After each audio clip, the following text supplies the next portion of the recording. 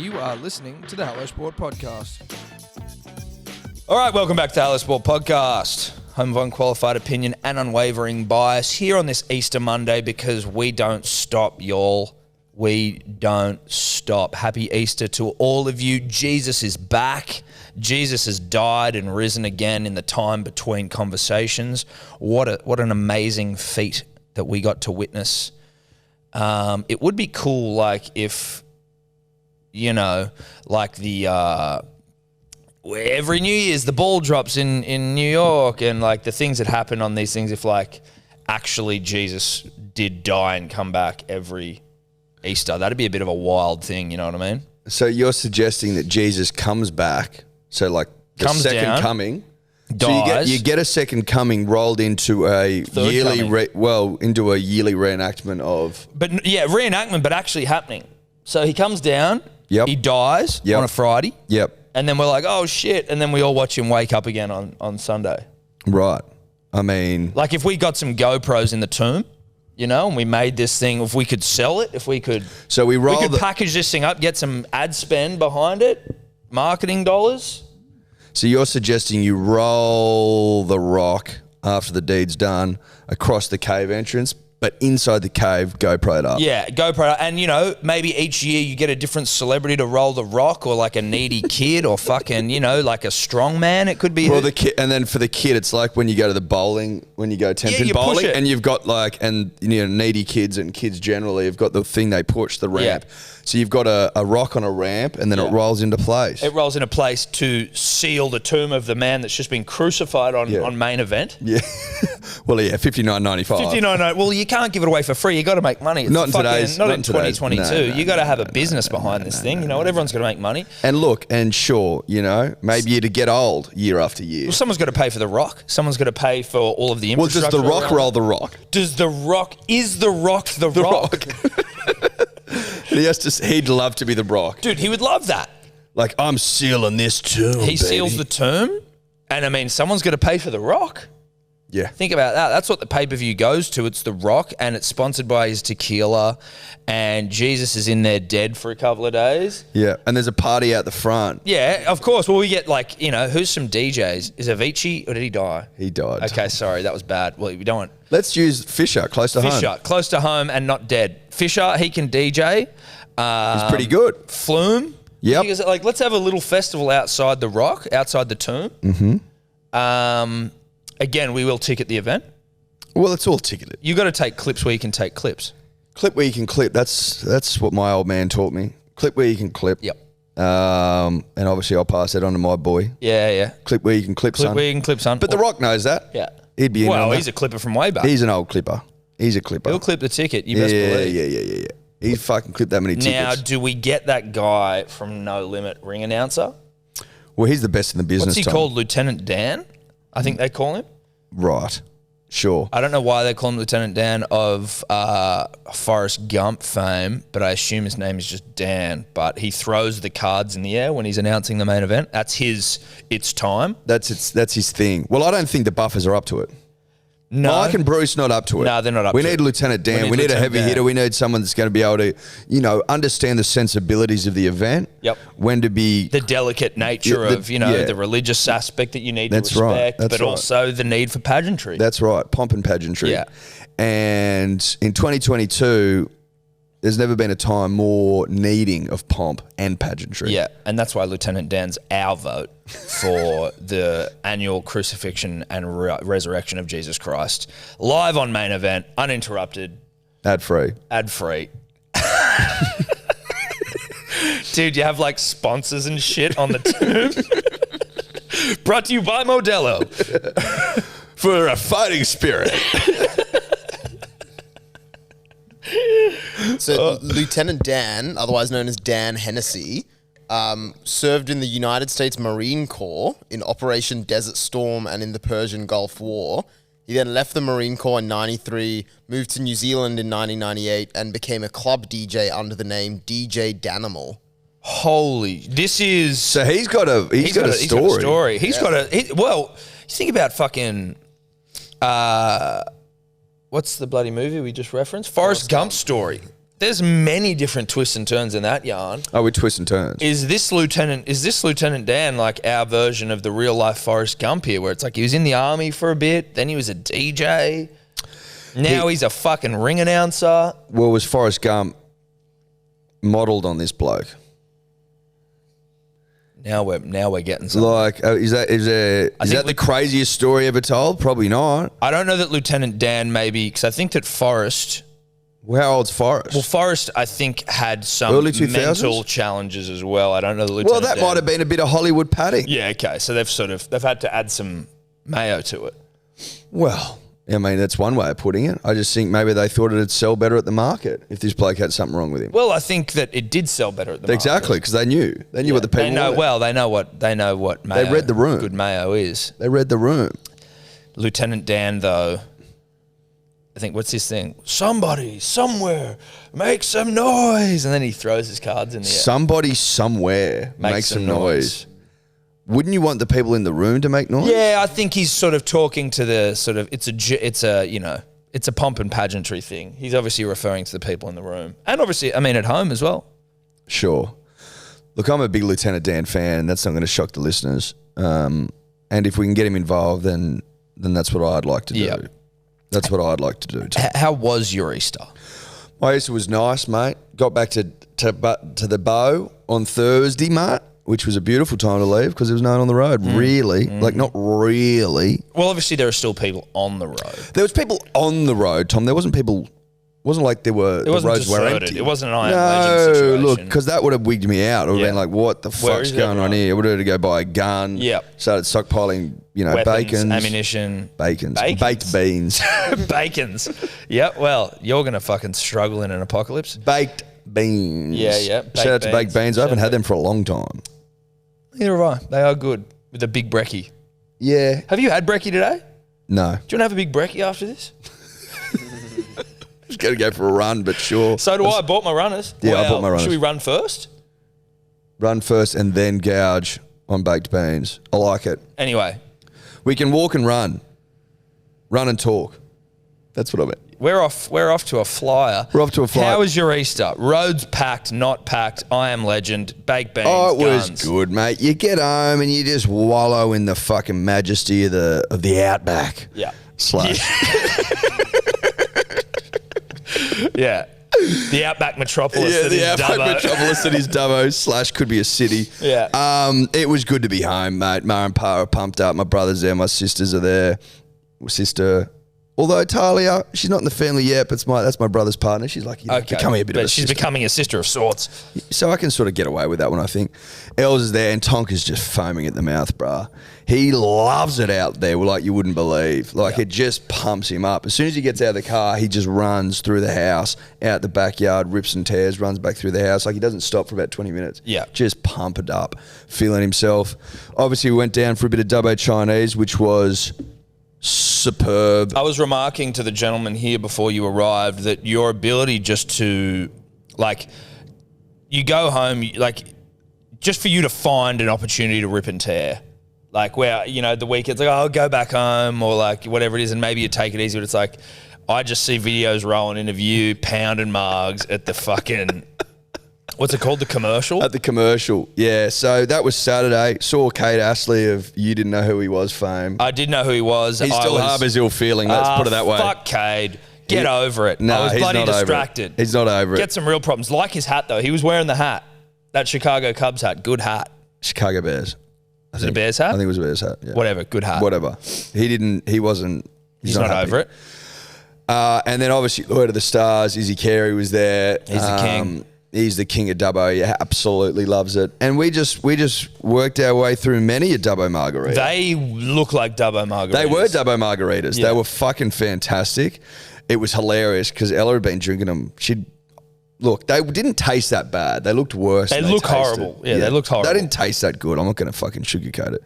And Ella, at one point, she'd probably had 2 or 3 margaritas by this point and then went in to get another one. And the lady was like, we don't make them here. And she's like, well, I've been drinking them all been drinking them all up. Nah, we've never made them here. We never will. No. No, we don't make them. She's like, but I've been drinking them. Nah. And then the guy overhears and he comes over. He's like, no, we do make them. We've been making them. And she's like, oh, whatever. And then just like walks off. Was she an old grumpy bitch? She hadn't seen that many winners, but she'd probably seen a couple of hard ones. She's trying to gaslight you. Was she younger or older? Because I'm like, was she a grizzled old veteran of the commercial who's or was she just a bitch? Well, I'm not going to say that, but... Well, I find that to be a bitchy behaviour. We've never made them. It's like, well, I'm fucking drinking them all afternoon. Like, I'm prepared to call someone who's acting like that a bitch or an asshole, depending on... Because sometimes you get that in the hospo game, and I've worked in the hospo game, so I can see it from both sides. I can be forgiving, but I can also be judgmental. And to be like, we've never made them and we will never make them, whilst literally I'm drinking them, I'm like, hey, dickhead, clearly something's in your ass. Just make me a fucking margarita. Or when you find out that actually we do make them, be very apologetic because you're fucked up. Anyway, we thought it was quite entertaining. And, you know, we had a bit of a fucking rip and a bit of a tear. Went out for dinner to the Indian Resto Bar. Got it, mate, this place. Resto what? Resto Bar. Indian Resto Bar, it's called. It is fucking terrific. I've gassed it up on here before and I'm gassing them up again, and this is not paid, nor is it an ad. It's just about appreciating phenomenal Indian when you eat it, Tom. Yeah. It is best in class. And people will be like, oh, you can't fucking have good Indian in Dubbo. Bullshit. This thing stacks up globally, I reckon. I think you can have good Indian in Dubbo. I think where I draw the line is like seafood in Dubbo. I'm not going to necessarily be like fully okay with. Well, sure. You know that almost all fucking seafood you eat's probably been frozen for a while. But anyway, I think that this Indian should be awarded some sort of global recognition because it is fucking outstanding. Well, do we need to maybe... The cheesy naan there, Thomas, there, I am confident is what brought Jesus back from the dead. Because he came back for the cheesy naan. I reckon he came back for the cheesy naan, bro. At the Indian Resto Bar in Dubbo. At the Indian Resto Bar in Dubbo. And people might go, what are you on about? That in the Bible? Is that in there? It's in the missing chapters, mate. Right. It's in John the Dead Sea chapter Scrolls. 12 or whatever. It's fucking been blacked out. Redacted. I think it's in the Dead Sea Scrolls. Oh, okay. Yeah, part of the missing half of the scroll. Yeah. Jesus came back to enjoy cheesy naan. Cheesy naans from Indian Resto Bar. Wasn't that thing the Lazarus Bowl that happened? So the Lazarus Bowl was clearly filled with cheesy naan. Cheesy naan. There you go. Thank you, Dave. See, Dave gets it. Do we? I think we need to start like... Dude, you will love it there. Like restaurants of note. Oh, yeah. Just a beautiful coffee table book. Yes. I want to do one for great Chinese restaurants, but I'd also want to do one for restaurants of note. Well, I think it should just be restaurants of note because otherwise you're really pigeonholing yourself with just Chinese. But if you There's Chinese everywhere. Yeah, there is. But if you fill it with some Indian, some Chinese, one of the great Maccas of all time, you know, whatever it is. Yeah. Maybe not Maccas. But there are some Maccas better than others. There are definitely some. I tell you where you don't want to go. No disrespect. Not Tumut Maccas. I think it's Gundagai Maccas where I was last night. Just a bad vibe. The nugs none of it tasted good. I don't need to get into it. I'm just telling you. Gundagai Maccas, no disrespect. It was fucked. Sure. Look, I think there's a lot of room, Tom, for you and I to flesh out something around, you know, even just great restaurants of the country or like... Chow of consequence, something like that. I reckon I'd put Indian Resto Bar on the cover. Well, we'd need to get me down there to fucking... Because I'm an Indian home diner operator and... Oh, mate, forget about Indian home diner. This place will get... You'll go, okay... Do they have merch? I find any Indian restaurant worth their salt needs a TO or a hat. Look at this. They've got like a big centerpiece light in there. That's for getting photos in there and shit. Oh, your old boy in the sun. How sharp does he look? Mate, he looks great. I tell you what, that fucking chandelier, usually a chandelier high, the ceiling's clearly very low. They've gone, we need this chandelier regardless, so let's just have it hanging. No. They lowered it down. That's a photo opportunity. Well, I mean, but have they lowered it down? The roof doesn't seem high enough to even handle a chandelier of that size. Oh, no, there's chandeliers all throughout. That one's just low. It's like a Christmas tree. Yeah, right, but that roof looks low is what I'm saying. That's a huge chandelier. That doesn't look like it's been lowered. That chandelier looks fucking gigantic. No, it's the perception. Yeah. Because the whole thing's full of chandeliers. Love it. So Indian Resto Bar. Oh my god! Is this after a gut full of Dubbo Margs? Yes, bro. We roll in there and we just get into it. Butter chickens, tandoori chickens, fucking naans, garlic naans, cheesy spinach naans, roti bread. Roti bread. I call it roti bread. I call it roti, but that's mainly because that's what Fijian people would say when they would. That's how they would just pronounce it. Sure. Again, I pronounce it roti. Or roti. Sure. So cultured. Roti. It is roti. Roti bread. What's up? Apparently. What's I've also always up? called it roti. Thank you, David. So that was great stuff. And then, yesterday, a bit of fam time, mate, Yeah. Same old, bro. Yeah, I'll get ya. Fam's good. Everyone's good. Nipped in the car, nipped home. There you go. Dave, behave. Tom, what are you doing, mate? We almost had our fucking weekend cancelled, which would have been a pain in the ass. Last weekend, Thursday or Wednesday, I think it was Wednesday, bit of a nightmare saga with Evie and her daycare, and firstly we couldn't get him to look after the cat. Some people might be like, fuck it, it's a cat, leave it. That's barbaric. Then with Evie's daycare, they didn't tell us that there was it's like an at-home daycare, only 4 kids at a time. Very nice, very chilled, more like hands-on. And then the place, you go to like an actual house. And then the chick is there with her daughter. And then it was like, we didn't know that now they had a new man, like a partner living in the house, and they didn't tell us. And we were like, what the fuck? You've got it. You can't be fucking around with things of that nature when it comes to the kiddly winks. And, there's now a random guy in the house that we don't know about. So we had to get her the fuck out of there. Sure, there was nothing untoward going on, but I'm not taking that risk. So we were very frazzled last week.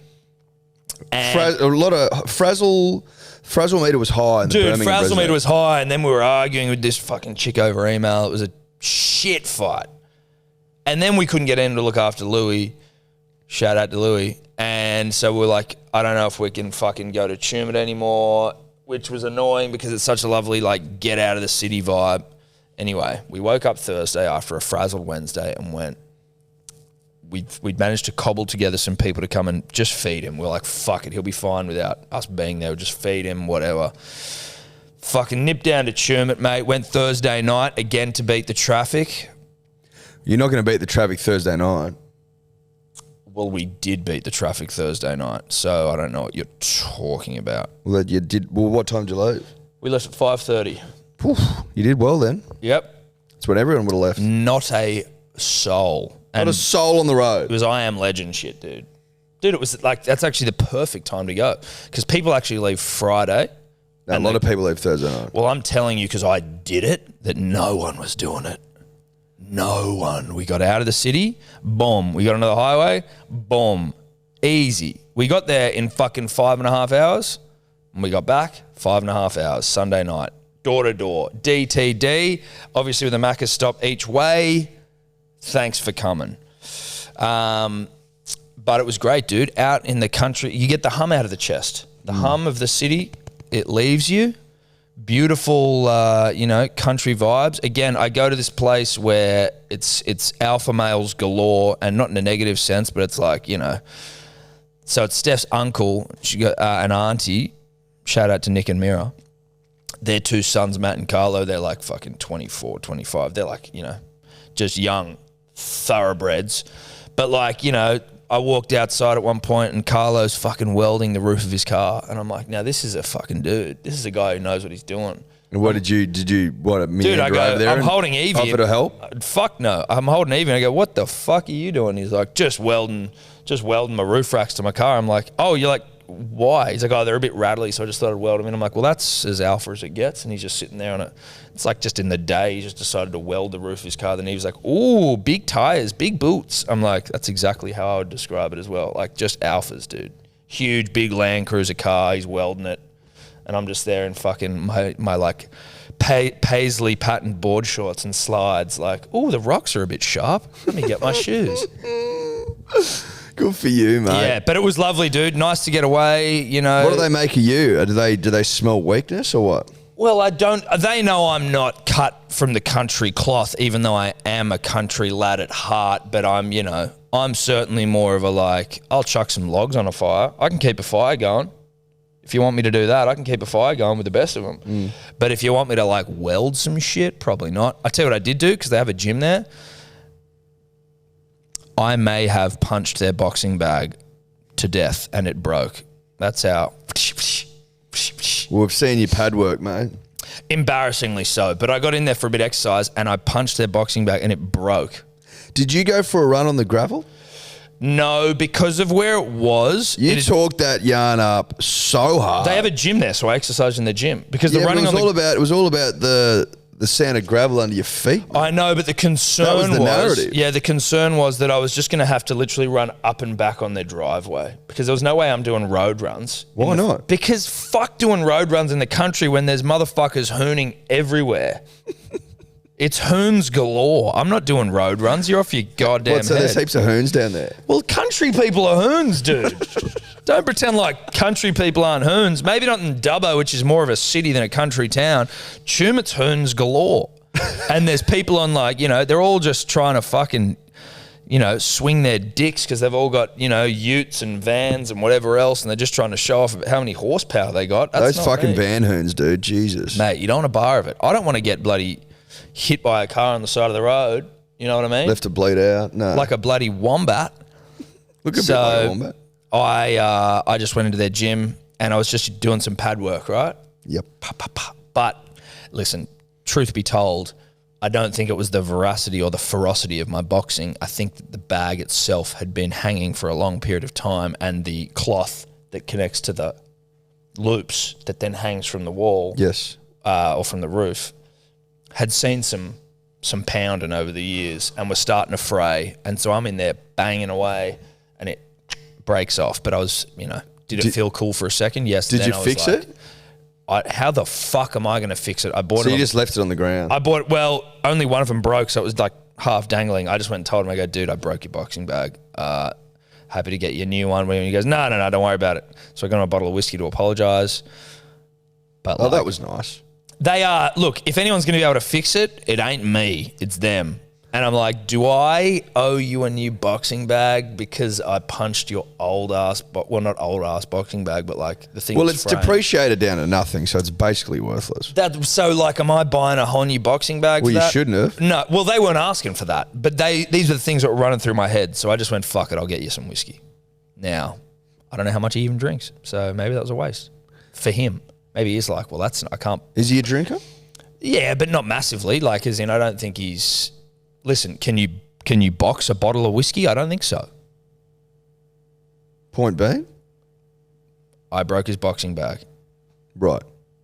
You can drink it though. You can drink it. Yeah, you can't drink a boxing bag. No, you can't. Well, good on you, Tom. I don't think the listeners believe for a second that it was strength that fucking destroyed the boxing bag. I think they did initially. They were oh my God, this guy's fucking amazing. And I think Father Time's had his way with it, and you were just there at the opportune moment, or inopportune because you ended up having to buy this bloke a bottle of whiskey.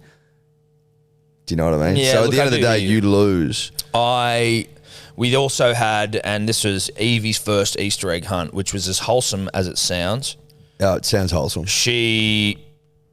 How'd she do? Well, she did phenomenally well. You talk about Tonka running around for 20 minutes when he gets to the country. Yep. Evie, a city gal, even though she goes to parks and shit, she doesn't. Not the same. Not the same as a house with a big backyard and just sort of cows and things everywhere. She did not stop. She is, I don't know, again, she's my first child, so I don't have anything to compare it to. She is a fucking machine. If we talk about, and I think we've said this before, Hindmarsh's engine as a footballer, Evie puts him to shame. One morning, I had to get Zoe to sleep and Steph slept in. So Steph's auntie and uncle and Steph's mum were looking after Evie for an hour and a half in the morning. And within that hour and a half, they were fucked. She just ran them ragged. She does not stop. She's an absolute animal. And I don't know if she's particularly more hyperactive than any other children ever, but she might be the most hyperactive child I've ever seen. You then throw in chocolate eggs Oh, it's all over. It's fucking all over. She's all over. She's bouncing off the walls. She's emotional. She's up and down. She's happy. She's sad. I want to do this. I want to do that. Like, we only gave her 3 eggs, as in she found a fuckload, but like, I'm not letting you pound multiple, like hundreds of eggs just to ruin the day for everyone else. Does she have a sugar crash like the rest of us? Yes, dude. She has a huge sugar, and that's when the emotions kick in. And that's when tears start. Yeah, Tears start, and then, you know, you're like trying to, you know, what's crazy is when she's in the city, at home, normally, it's like a constant distraction of like different toys or to the park or to this. In the country, that fresh country air. Oh, it's fresh. She didn't watch a show or touch a toy for the first fucking 2 days we were there. Just running non-stop. Wind in her hair, Tom. Running. Young and free. Running, dude. Carefree. Love that. Was it crisp down there? Or was it warm? It was crisp. Did you have a bite in the air? Crisp in the morning, crisp in the night, and then during the day, just fucking t-shirt, shorts, bit of a breeze. You could have worn a jumper and you wouldn't have had an issue with it. But you could get away with it. But if you forgot it, it wouldn't have been a problem. It wouldn't have either. fucked you. Okay. Yeah, it was phenomenal, dude. Did you rip and tear? Well, no, not rip and tear. I relaxed. If there was a ripping and tearing version of relaxing, then I did that. Now, did I pound some gummies and lay under a tree and contemplate why the fuck I live in the city? Yeah, I did some of that. If that's ripping and tearing. Well, it's a ripping and tearing of a different persuasion. It's the best, dude. I was actually getting very hippy-dippy out there. It's like your mind changes when you're out of the city. And I'm like laying under a tree and all I can see is tree, sky, and just birds chirping in my ears. Chirp, chirp, chirp, chirp, chirp. And I'm like, I think this is what... Were they talking to you? What were they saying? I don't think they were talking to me, but they were singing. They were singing a song. And I'm like... This is so much more normal and like natural for what I think for our species. For what our species needs. Yes. Than to be like cooped up on top of each other like we're in a fucking wet market in Wuhan. Like, shout out to wet markets. Shout out to wet markets. You no just disrespect. worked out in one afternoon on gummy bears what it took Buddha like 40 years to work out sitting under a tree. I'm basically Buddha. Well, Buddha was slow to the punch. Yeah, he was. Slow to the uptake. What's not often referred to as that Buddha was a bit slow. Buddha was a dumbass. Buddha was a slow beast. Yeah, unlike me, who just had some gummies and a tree and some blue sky. But also, when we were driving down, right? And you see the stars. And you go, oh, shit, that's right. That's right. Stars exist. Where none of this makes sense. I forgot about that. You only None of this see about makes 3 sense. stars in the city, even on a good night. On a great night, you'll see 3 stars. Nothing doing up there. Nah, we also got a Nothing doing. full Tumut moon. Yeah, I got a big moon on the way back. Huge big moon, big thickie. Yeah, big, thick. As it comes up over the horizon, you're like, oh, that's big and thick and powerful and like a weird orangey colour. And as it gets higher in the sky, it gets smaller and it gets whiter. And you're like, nah. It was fun before. Now No, look, I think it's lost its luster. It loses its luster as it gets higher. Like past, I'm going to change my hand there. Once it gets past like this side, this I think is like when it loses gets, its luster. Yeah. And for those watching on YouTube, you can see what I mean. Yeah. I would say if we're doing a clock, 45 degrees. if we're doing a clock past Well, midnight is up. midnight's up, obviously. Yeah, that's how and clocks 3 work. o'clock. 3 o'clock is the horizon, you'd say? 3 and 9. 12 up 3 and 9s are the horizons. or 12 and So 3. past 10 and 2, I think, is when it's really like 10 and 2 is when it's into its work. Well, it could also be 1 and 3. 1, 2, 2 and 3. I think we're going to let that one go. Basically, what we're saying is it does lose its luster at some point, but so does everything. What I did want to ask, Eddie, and we will, I promise we will get into some sport at some stage in this podcast. You know when you see a sun setting on a horizon, on a mountaintop, on a crest, whatever, the sun sets every fucking day. We know that. When you see it, when you can see it setting, I feel like the sun for that period of time moves quicker than any other time in the day. It just seems to set quick. As soon as you see it, you're like, damn, watch this thing fucking go. But if it was moving that quick all day, then days would be like 15 minutes long. Well, look, it does seem to speed up, Tom. It does seem to speed up. I don't know. The jury's surely out on whether it speeds up late in the day. There's no one knows. I'd be surprised if it did, but I hear your point. It appears to. It goes quick. Certainly appears to. Also, sunsets in the country. What's that about? Is the son like, yo, I prefer sitting out here, so I'm going to fucking throw a bit of colour around, bro? Yeah. Because you don't get that colour in the city. Well, that's because you can't see anything. You don't Eddie. get that colour in the city, but bro. that's because there's a fucking building here or there or everywhere. No, you you can't don't get see the colour. anything. You don't get the colour. But of course you don't get the colour because you're not dancing, it's not prancing. It's not dancing off like, undulating, rolling green top hills. You know what I mean? You don't get it. But it doesn't dance and prance. I understand what you're saying, but it still gets into more of its work. It's still pumping out the big lift out there. You cannot beat a country sunset. No, you can't. There, I said it, and Tom said it too. The further west you get, the better they get as well. It's flatter, and it just starts fucking dancing. It's flat there, out west, isn't it? Oh, it's flat. It's hilly in Tumut, or at least where I was in Tumut, it was hilly. Right on the river as well. Well, you're southwest down there, man. Huh? Southwest. I wouldn't know what direction I went. Don't worry. I have no idea. I just know I drove on a road and then I was there. What road did you take? Fucking highway. M1? I don't know. The M1. You went up north. Wouldn't have a fucking clue, Eddie. I was just saying M1 because that's what we were talking about last week. I think you're on the Hume, weren't you? I don't know is what I'm telling you. How do you not know? Weren't you driving? Yeah, he's banging the Jeeps. You are a GPS, bruh. disgrace. Follow that Jeeps, baby. Shout out to GPS. I will say that. Didn't need it coming back because I know my way to Sydney, but I did need it getting there. Shout out to GPS here again. Yep. Poor old Gregory's. There was a story I once heard, Thomas, and I'll regale it with you now. I believe that the Gregory's family of Gregory's fame sold the Gregory's for a disgusting amount of money to Optus, maybe? Someone like that. And like a year later, fucking Google Maps comes out. It's just, good on them. Well done to Gregory's, dude. I hope they made a shitload. I hope so too, because that book they put together would not have been easy to put together. Were they provided to you? And obviously we've got some younger people that listen who would not be aware of the Gregory's because you maybe, like Dave Tobler even, grew up in a time where maps were all digital. But there used to be a time when you'd have to trawl through a fucking map like you were Captain Cook trying to sail the seven seas. Dad used to sit up at night and plan the trip out. Like you have to sit down and plan it because on the freeways in the city you can't do it on the go. You can't whip out a no fucking offense to book. Mum, she wasn't always up to it. No. And to be honest, the last throws of the Gregory's that I remember was myself and friend of the show, Nude Soon Luke Bracey, would basically just use it to have marijuana in. Not an ad for marijuana. But that was all it would be. It'd be like page 88, and that's where you'd chop the it. The final days of the Gregory's. The final days of the Gregory's. Did it also help that like you might the final days of Rome. Exactly. But the Gregory's used to be able to snip a little roach pape out of there if you needed. So it became a multi-purpose tool for the potheads of Sydney, namely me and Brace. But that's my last memory of the Gregory's, Eddie. But shout out to him, Dave. Have we got any answers there in terms of... No, look, I'm struggling to find who they sold it to. I've found Cecil Albert Gregory, who was the man who started Gregory's. Shout out. Basically, what does it say here?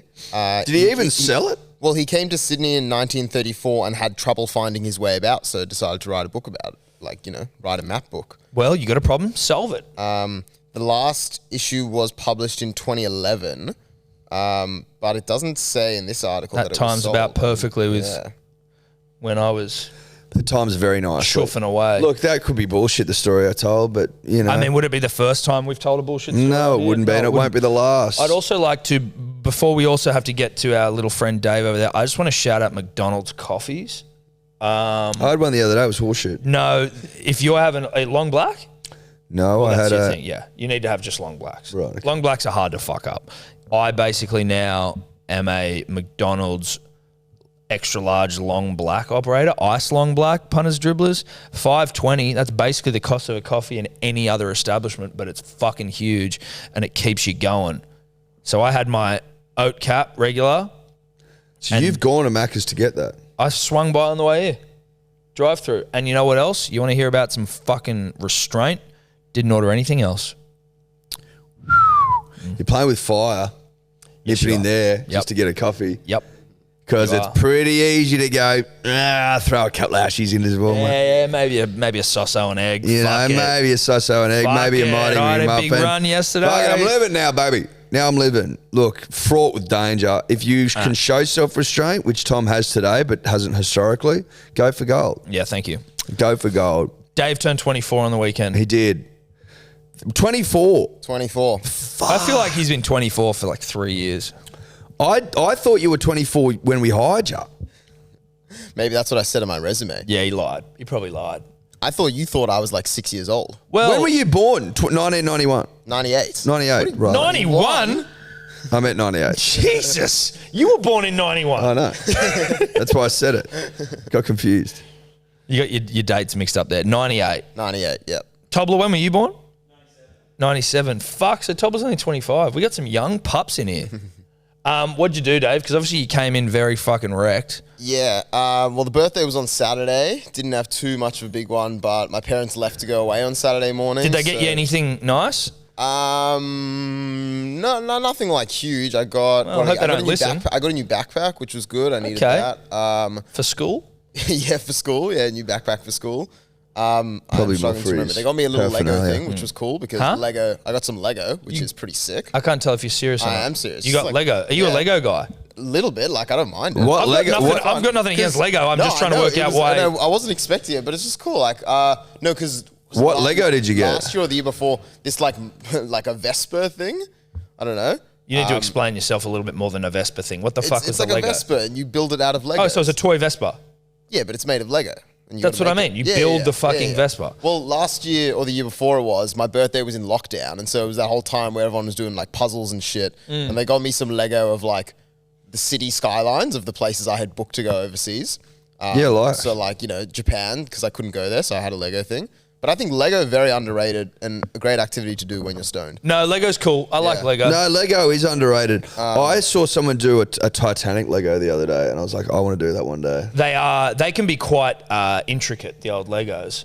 They get more intricate, I think, Because they make adult ones now. Yes. the more they go up. They are just puzzles, right? They are, but they're a bit more with interesting than instructions. puzzles. Well, they're not Instruction puzzles. Yeah. Well, in a sense, in that, you know, like you're sort of having to work it all out and put it together. Obviously, there's someone telling you what to do, but it is a very intricate undertaking. And I actually It'd be would like a prefer it. jigsaw with if you had instructions. Yes, which is hard to give instructions for a jigsaw because it's like, do your best. Find your fucking way through this thing. We bought a puzzle for lockdown of a huge picture of like a penguin, and I haven't even opened the fucking box. Good for you. You Yeah. see people on the internet on like fucking Instagram and shit doing puzzles where every piece is black. And That so was you've kind just of got what it, ours and you're was just like. like, why would you even fucking bother? Yeah, boring. You just sit there trying to, like, does this pit, you just over and over again. For what? For what? For what? Idiots. Dave, what did you do on the Sunday? Yeah, Sunday. So Is that yesterday? Yeah. That was yesterday. Yep, feels like a while ago now. Had a barbecue for some mates. Came around, and then we ended up going to Sash at Greenwood, one of the Sash at Greenwood? hallowed institutions of Sydney nightlife. You ever been? I've been to Sasha Greenwood, yeah. Yep. It's good Oh, fun. I don't even remember. I don't know if I've really been. I think I've been to Greenwood like once in my life. You wouldn't have crossed the bridge. It's not one that I crossed the bridge for, no. Well, yeah, it's a big event, and it was like their 10th birthday party or something, Sash. So it was a bit of a dress-up vibe, and my mates and I decided we'd all go in our cricket whites. Getting a photo up here. Oh, good. Hang on. Goody. Hopefully this is working. Well, Dave, you not. built it up. But yeah, so that was fun, and then basically ended up coming back to my house. There we go. That's all of us looking look at good. that. Dave and the boys. We didn't get a bait to his birthday, Eddie. Just so everyone knows, we did not get a bait. No, we didn't get a bait. Did you play cricket, or was this just all for show? Well, we were having a bit of a backyard cricket sesh at Prees at my house there, as you can see. Lovely. And then, yeah, basically Sash, it didn't go late. It was a day thing, so we were back at my house by like 9-ish, 10, and then it just kind of really descended from there. Love that. Is this his last night? Yeah. That was yesterday during the day. Oh, so you're You're playing her. playing herd, bro. What time did you Yeah. get to Betty Buys? Probably bed about like 3 a.m. maybe. Okay. This was kind of some of the scenes at kick-ons. Oh shit! Lots of fun. Look at the ladies. Who are the ladies? Who are the ladies? Oh, Did you get just a a couple birthday kiss, mates. champ? Did you get a birthday kiss? I didn't get a birthday kiss. Fuck. I was not really in a state to be talking to women in a way that would reflect well on me. Yeah, okay. You weren't in a Yeah. courtship mood. It wasn't that kind of vibe. You also, from all videos, you seem like you get fucked up. Like, in the sense, I don't know if you're responsibly, but like, you're the sort of guy who's like booting in the sink. We've seen a lot of booting videos. Yeah. There's a lot of punters and dribblers footage of you just booting in sinks or like at a petrol station. You seem to be the sort of guy who doesn't hold himself together well. Look, it's unfortunate. I'm a small man, and I've always tried to keep up with the big boys, which sometimes might be my undoing. Yeah. It seems like you can boot with the best of them. Is that fair? Oh, I can, absolutely. That's something I'm well versed in and something I'm You're a very booter good of at. consequence. This horsehead gets to run it like Yeah, everyone the in your horsehead parties. gets a good play. The So, horse yeah. head gets it. Who bought that? That's I bought that years ago, and it got busted out because it was relevant to some of the stuff that was going on there, but we didn't Oh, have to okay, mention right. that. Right, yeah, right. Obviously betting on horses. betting on horses. Yeah, betting on that horses, fucking yeah, that horse head has been used multiple times. I feel Well, like that you've got your thing's money paid for worth. itself. Yeah, you got I your paid money for itself worth. the first time. Big So. time. Lots, yeah. Well, Lots of happy costumes birthday, going buddy. on. Happy Thank birthday, you. mate. We do have a gift coming. We do. It's in the mail. very It's, much. Appreciate well, that. in the mail, it sounds like it's only like a letter. It's actually Silverback Cargo, I think, is who we're using. Yes, that's right. Silverback Cargo, terrific. That's 1300 858 858. Yeah, it's a Silverback Cargo. That's an off-camera joke. But yeah, actually, shout out to the dribbler. That's now on camera. Now on camera. Shout out to the dribbler that I saw at Sash, and he was coming up to us and asking him about all the things. And I think he said something about, I don't know if he said something about Hello Sport or I said it first, but What about like you claiming it being your podcast? Or well, was he- pretty much, yeah. Because I think I remember saying to him like, "Oh, like so you know D or Dave from Hello Sport, yeah?" And he's like, "Oh, yeah, yeah." And I'm like, "Oh, that's me." And then Okay, he was like, there you go. "Nice, Look at yeah." you. So We need to get him a T-shirt with his face and it going, "I'm D or Dave from Hello Sport." Great idea. Maybe that's his birthday present that we've already ordered. We've already got it, but like maybe we can do another one. I'm D or Dave from Hello Sport. That's a T-shirt. Tobler, make a note Make a note, Tobler. because you'll be organising it. Yes. Now, is it fair to say that we've been meandering through our weekend's exploits and it's probably time that we talk a little sport? Yes. Eddie, what if I was to tell you that there is a place, a magical place, online, on the internet, not the magical place, but a magical place that exists on the internet, where if you were, if you had some issues of a medical persuasion that you were needing to be addressed, that you would be able to go to this place called pilot.com.au and be linked up with a doctor who you can talk to privately and you don't have to go into because sometimes you can't be fucked to go to a doctor. And if you would use the promo code Dribblers, you're going to get your first consult with that doctor for free. And that is all prescription-based remedies delivered to your door discreetly. What would you say? I'd say that place sounds so magical, so wondrous, so desirable, so applicable, so for me that I'd collapse in a heap. Yep. But you're telling me this place is real? It is real. And if you were to collapse in a heap and there was a prescription-based remedy for that, then they'd be able to help you with that as well. Wow. So you're saying if I go to pilot.com.au/Hello Sport and use the promo code Dribblers, I'm going to get my first doctor's consult for free? Gee, Tom, that really is magic. Thanks, Pilot. And when we talk rugby league on the show, obviously it's for KO, the home of rugby league. All games fucking go to woe, Thursday to Sunday or Thursday to Monday in this week's case, live and ad-free, uninterrupted during play. We thank you, KO. We thank you, KO. We thank you, KO. Eddie. Yeah, bruh. I know that you and I privately have had these conversations, but now it's public. I'm just trying to work out which finger is ideal for premiership rings. Like, which is it? Is it? I personally am probably like a ring finger guy. I'm going to put it on my ring finger. I'm not a huge fan of like the pointer finger or the middle fingers. Or I'm the gonna thumb. Yeah, I think if you put rings on these three fingers, you're a fucking I'm going to put it on my sicko. wedding finger. Yeah. But I think rings can only really be worn on these two fingers. Otherwise, you're a fucking idiot. Well, it depends how many you've got. Well, of course, if it's like a, you can't have multiple prem rings jacked up, but I just more mean like generally, they're your ring fingers. Yeah, for me. I understand. I'm just merely saying when you start moving into 5, 6, 7. 7, 8, 9, 10s, yep. know? There's a problem there, obviously. There is a problem, Tom, and one I've just solved. So we need not worry anymore. But it is official. Good judges all in agreement. Good judges. Great judges, the best judges. High court judges. High court judges, Supreme Court judges, the highest judges in the land. American Idol judges. Exactly. X Factor judges. X Factor judges. You know. My Kitchen Rules judges. That's right, Tom. The Block. Shayna Blaze is saying it. That's right. They're all saying it. MasterChef judges. MasterChef judges.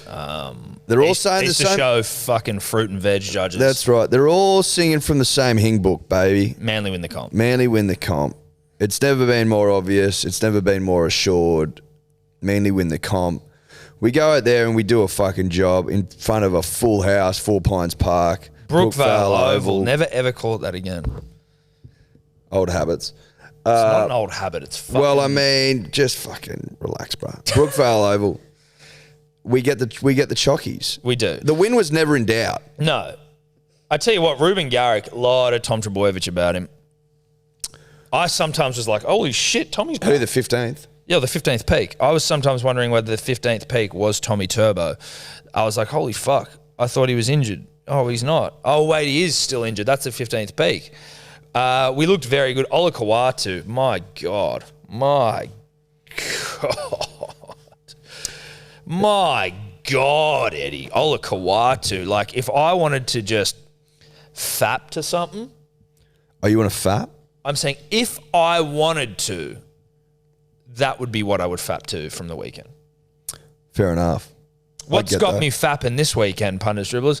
Ola Kawatu. Homole, Ola Kawatu. Hamole. What a gorgeous man he is. What a footballer that kid is. Just big, imposing, strong, terrifying.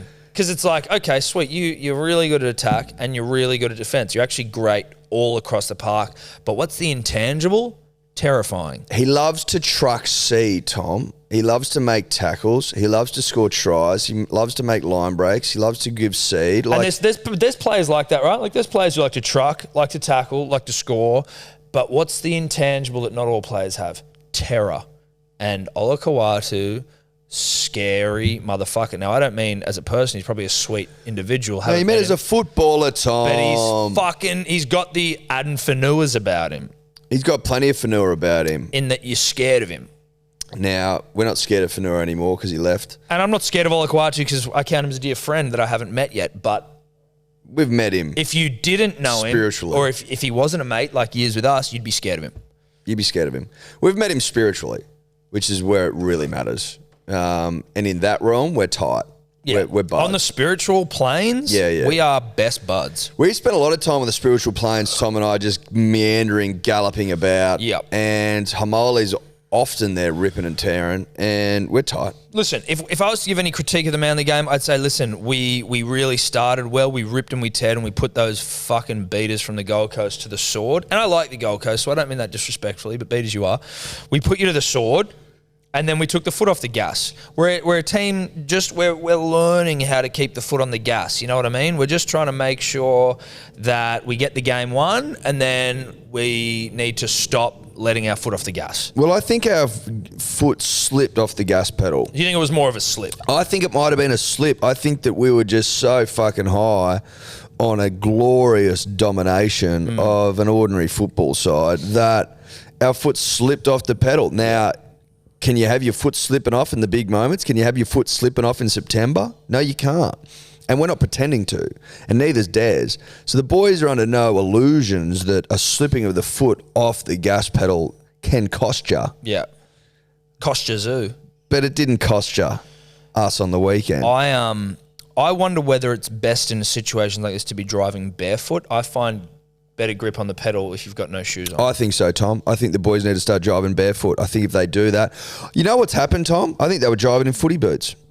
Well, there you fucking go. I think they were driving in their footy boots. And... Your studs, they're not... Studs have got no place on a gas pedal. No. None whatsoever. I actually think it might be illegal. I think it probably is illegal. Fraught with danger. You need to go el natural, Tom. Mm-hmm. Earthing. Earth the vibes. foot, earth the soul, and you won't have any problems. Now, in the end, an 8-point victory, comprehensive. Yeah. Nothing to see here. Entrenchment. It's entrenchment. Well, it's just entrenchment. Well, it's classic. Victories. It's classic cut and dry entrenchment. What Tom. did we say, Eddie, last week about that game? It will be as forgettable as a rugby league game ever has on the footpath to glory. It's just a paver.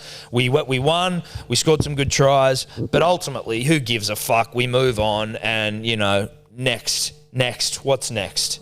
Next? Look, it might be disrespectful to say, but I think as a peninsula, as a side, as everything, we just looked through the Gold Coast. And we looked through them. We looked through them. That's why we were driving in footy boots, because we didn't give a fuck. We were like, just let's nipping just around the come and do corner it. for some milk. Yeah. Round 6 game, you pocket it and you move on. That's 4 on the trot. Yeah, that's right. I repeat, 4 on the trot. Where 1, are 2, you 3, now? 4. Fucking wooden spoon. Manly spoon. Oh, manly shit. Oh, God. Now, I don't want to kick a bloke while he's down, but I will. Do it. Because I think it's my duty as a man. Warm the foot up, bro. As a manly man. Michael Pride, you better bring that cash in this week, bro. Yeah. Because it's all over for you, bro. Newcastle are fucked. Newcastle are shot to shit. You couldn't even beat the Dragons. You stunk that fucking game up yesterday. The Dragons. You stunk it up. And yeah, all the Dragons played pretty well. Did they? Did they play that well? Or are the Knights done? Like Ben Hunt, a footballer. Yeah, he can play some good footy. He's a footballer, Ben Hunt. No knocking Ben. I'm not here to knock Ben Hunt. He can play some football. Lomax, a cheeky little prick jumping on Frizzell's back. Cheeky. That was cheeky stuff. That was cheeky. You're being disrespected by the Dragons. Think about that. Allow that to sink in. Think the about Dragons that. are disrespecting you, your town, your club, your side, your fucking the whole Your ethos. everything about you. You're getting disrespected by a dirty merger club. Oh, it's tough. And then right? you saw Clemmer come up after the game and try and almost start Lomax, and Lomax still didn't want to. He's like, "Fuck off, we just beat you." Look, you're in trouble when a side that had only won one game since Barbecue Gate, Since Microwave Dinner Gate. looked pretty sharp against you. Not like super sharp. Not like, I don't know, a top 8 side sharp. No, but like sharp, bottom 8 sharp. They look bottom 8 sharp. Yeah, that was a sharp bottom 8 performance. That was a fucking sharp bottom 8 performance. Yeah. As sharp as I've seen, Tom. Mate, one of the sharper bottom 8 performances of the season. Really sharp. Really sharp. Well, not really sharp, bottom 8 sharp. Well, bottom 8 sharp. Yeah. Really sharp for down there. Yeah. Blunt. If you carry that knife into the top 8, it's blunt. Well, I tell you what, that knife is safe for use with children. It's a butter knife. It's a butter knife, but it's one of those ones that, like, even a kid, like, you could give that to Evie. She ain't cutting shit. Put it this way. It's so blunt that you couldn't pop a balloon with it. No, but down in the bottom 8, that's as sharp as you get. That's as sharp a knife as they've seen down there in half a long season. time, yep. So, well done to the Dragons. Not the point, though. No, not the point. The point is that the Newcastle Knights got trapped, right, in a trap of their own making. So They trapped themselves. They trapped themselves, right? They go, holy shit, we won our first 2 games. Like, who'd they beat? They beat the Roosters, sure, and then Joey of spending half a fucking day a week with the side fame, like, he can solve our problems. You know how you sniffed your own farts for the first 2 weeks of the comp? How do you feel the now? Tigers as well. Oh, so they beat the Roosters and the Tigers. Oh, wow. What a start. Roosters week 1 as well. Yeah, When, Roosters like, week 1 when all nothing bets are matters. off. All bets are off, and the Tigers of worst franchise in Australian sporting history fame. Now, look, I'm not here to bash the Knights just cause. I'm here to bash it because I've got to call it how I see it. Yeah. And I think it needs to be pointed out that you got high on your own supply in the first 2 rounds, and now reality has come back to be paid. You know what I mean? Like, has reality come back to roost? Is reality a hen? Is reality a hen coming home to roost? That's what I think. I think that's what's happening, Tom. I think that reality hen's coming home to roost, Have baby. we got a big old hen named Reality, Yes. and it's coming home to roost? Oh, it's come home, bro. And you know how it's roosting? Kalen Ponga doesn't even want to be there. Now, I don't know exactly how this is going on, and I would say that from the general perception of Mr. Ponga himself, seems like a good dude. Seems like a nice young kid. Kalen seems like a terrific Seems young like a kid. terrific young man. But the Knights have apparently, if you believe the Mayo, which I have no reason to not believe, Well, Mayo's got us to this point. Mayo's got us this far. Mayo would suggest that the Knights have pulled their offer to Kalen, which he'd agreed to, because Kalen's papa, who's also his manager, Andre, or Dre, as we call him, Dr. Dre, he and the Knights couldn't agree on an announcement of the signing news. Now, who the fuck knows? If that is true, that's as lame as it gets all the way around. I'd be going, if you're signing, let's announce it. Let's announce it. This seems suspicious or fishy to me, Tom. Getting bogged down in that level of semantics and pulling an offer for a thoroughbred who, you know, albeit a little bit out of form at the moment, is a thoroughbred on his day with no replacements in sight. If you think you're going to get Munster, you've taken fucking crazy pills. But maybe they will. No, but but see, the thing is, I can actually see it from that perspective going, listen, just make a call, and if you don't want to be here, if you want to go to the dollies, to the fish, if you want to go to the fish, no wonder it's smelling fishy, then let us know so we can literally wine, dine, and 69 Munster within an inch of his goddamn life. Because that's the only way. A 69 of consequence is the only way that the Knights get Munster. Otherwise, they're fucked. But I will say this before we... But I mean more from the perspective of like... Is Kalen's old man really nickel and diming to that degree? Who the fuck knows? Who knows? That he might be a pain in the ass. I don't know. Who knows? I would suggest, and I'm not saying that that Dr. Dre is a pain in the ass. I'm saying he could be. Who the fuck knows? From like the outside in. What I think is actually more likely is that the Knights are... To me, if you see the way that the coach talks in the post-game presses when Kalen's like sitting right there, the Knights seem to me like a guy who doesn't know how to deal with the fact that there's like a really hot chick who might be into him, and they're like they're being too submissive, and it's not sexy. It's not sexy when you're just like a meek little pussy, and it's like, we're prepared to wait for Kalen because Kalen's worth it. Kalen's worth it. Like, you're coming off like a little bit of a needy bitch. Like, maybe a bit more assertive and be like, listen, we want him, but if he doesn't want to be here, then fuck him. Like, do you know what I mean? Like, don't be disrespectful to him, but be a little bit more like, have some self-respect. A bit more manly? A bit more manly. Bit more fucking bravado to you. They're just meek, pathetic, weak pussies, it seems like, and that's no disrespect. Well, you got to, in that dating game, in the courting game, you got to bring your confidence. You got to bring your A game. Man, woman, or otherwise, wants a meek, soft little bitch, unless it's a fetish, which is very limited to like a small sample size. Well, that's very niche, Tom. If your fetish is soft cockery, then sure. Look, I mean, if Kalen was looking for a cuck, sure, I get it. If he's into cuckold, yeah, then Kalen's signed, sealed, delivered. Yeah, but if he's not, like most people, Newcastle's the club for him. Yeah, but what's the coach called again? Adam O'Brien. Yeah, cuck. No disrespect. Well, look, not that he is, but the way he's behaving in those presses is cuckish, and the way they've been playing their footy's cuckish. Well, yes, you know what I mean. I think the Knights have got a cuckold problem. That's what I'm saying. Yep. If I'm running an eye over this thing, and I like to think that I am, Tom, I'm seeing a cuckold problem. It's a bit like, and I'm not saying that Kalen is Jada Pinkett Smith here, but it's a bit like the Knights are Will Smith and Ponga is Jada, who's also like fucking, you know, sowing wild oats on, you know, going and checking out the Dolphins and, you know, just exploring their options. And then Adam O'Brien, Will Smith, is here going, no, he's worth it. He's worth waiting for, and we'll do whatever you want. We'll do whatever you want. We'll do whatever you want. We'll do whatever you want. Well, Nathan's out there getting ploughed by August, whatever his name is, Jada Pinkett Smith's. You know, you follow it along if you know the Jada Pinkett Will Smith story, and it's just like, it's cuck city, dude. Yeah. Don't stand back while your missus is getting ploughed. That's all we're saying. Unless you're into it. Which is fine. But it's harder to sell that at the market. It's way harder. You've got to know that the person you're courting is keen to cuck if that's what you're selling at the market. Because if they're not... KTC, then God help ya. God help you. You're going to be in a world of hurt. And I Yeah. think that's what we're seeing now up at Steel Town. Yeah. And then before you know it, Adam O'Brien's going to be up on stage slapping someone at awards night. And everyone's going to go, ooh. And the oxygen's going to get sucked out of that room, bruh. Yeah. Imagine Sucked if Adam out of that O'Brien gets room. up and like slaps Joey in the face. Or Wayne Bennett. Or Wayne.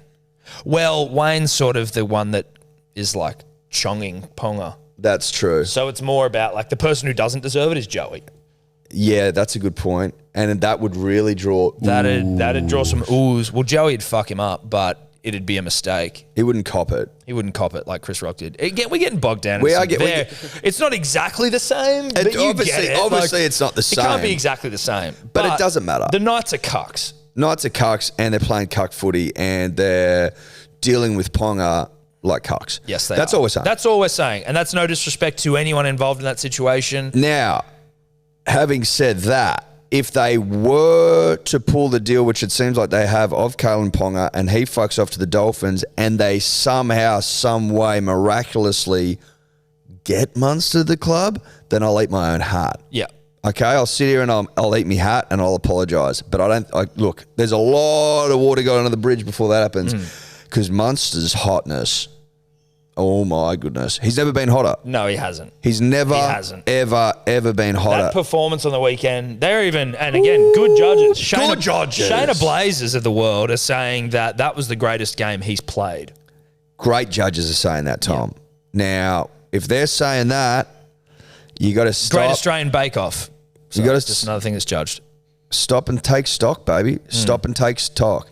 Now, the Sharks have had a great start to the season, and I'm not here to bash the Sharks. Not what I'm about to do. Although I do think they'll get pumped on Thursday night down at Shark Park. Yeah, they're going back-to-back losses. I think so, and I think that that's probably about where they're at. Yeah, 6th or 8th. Yeah. They go down to Melbourne.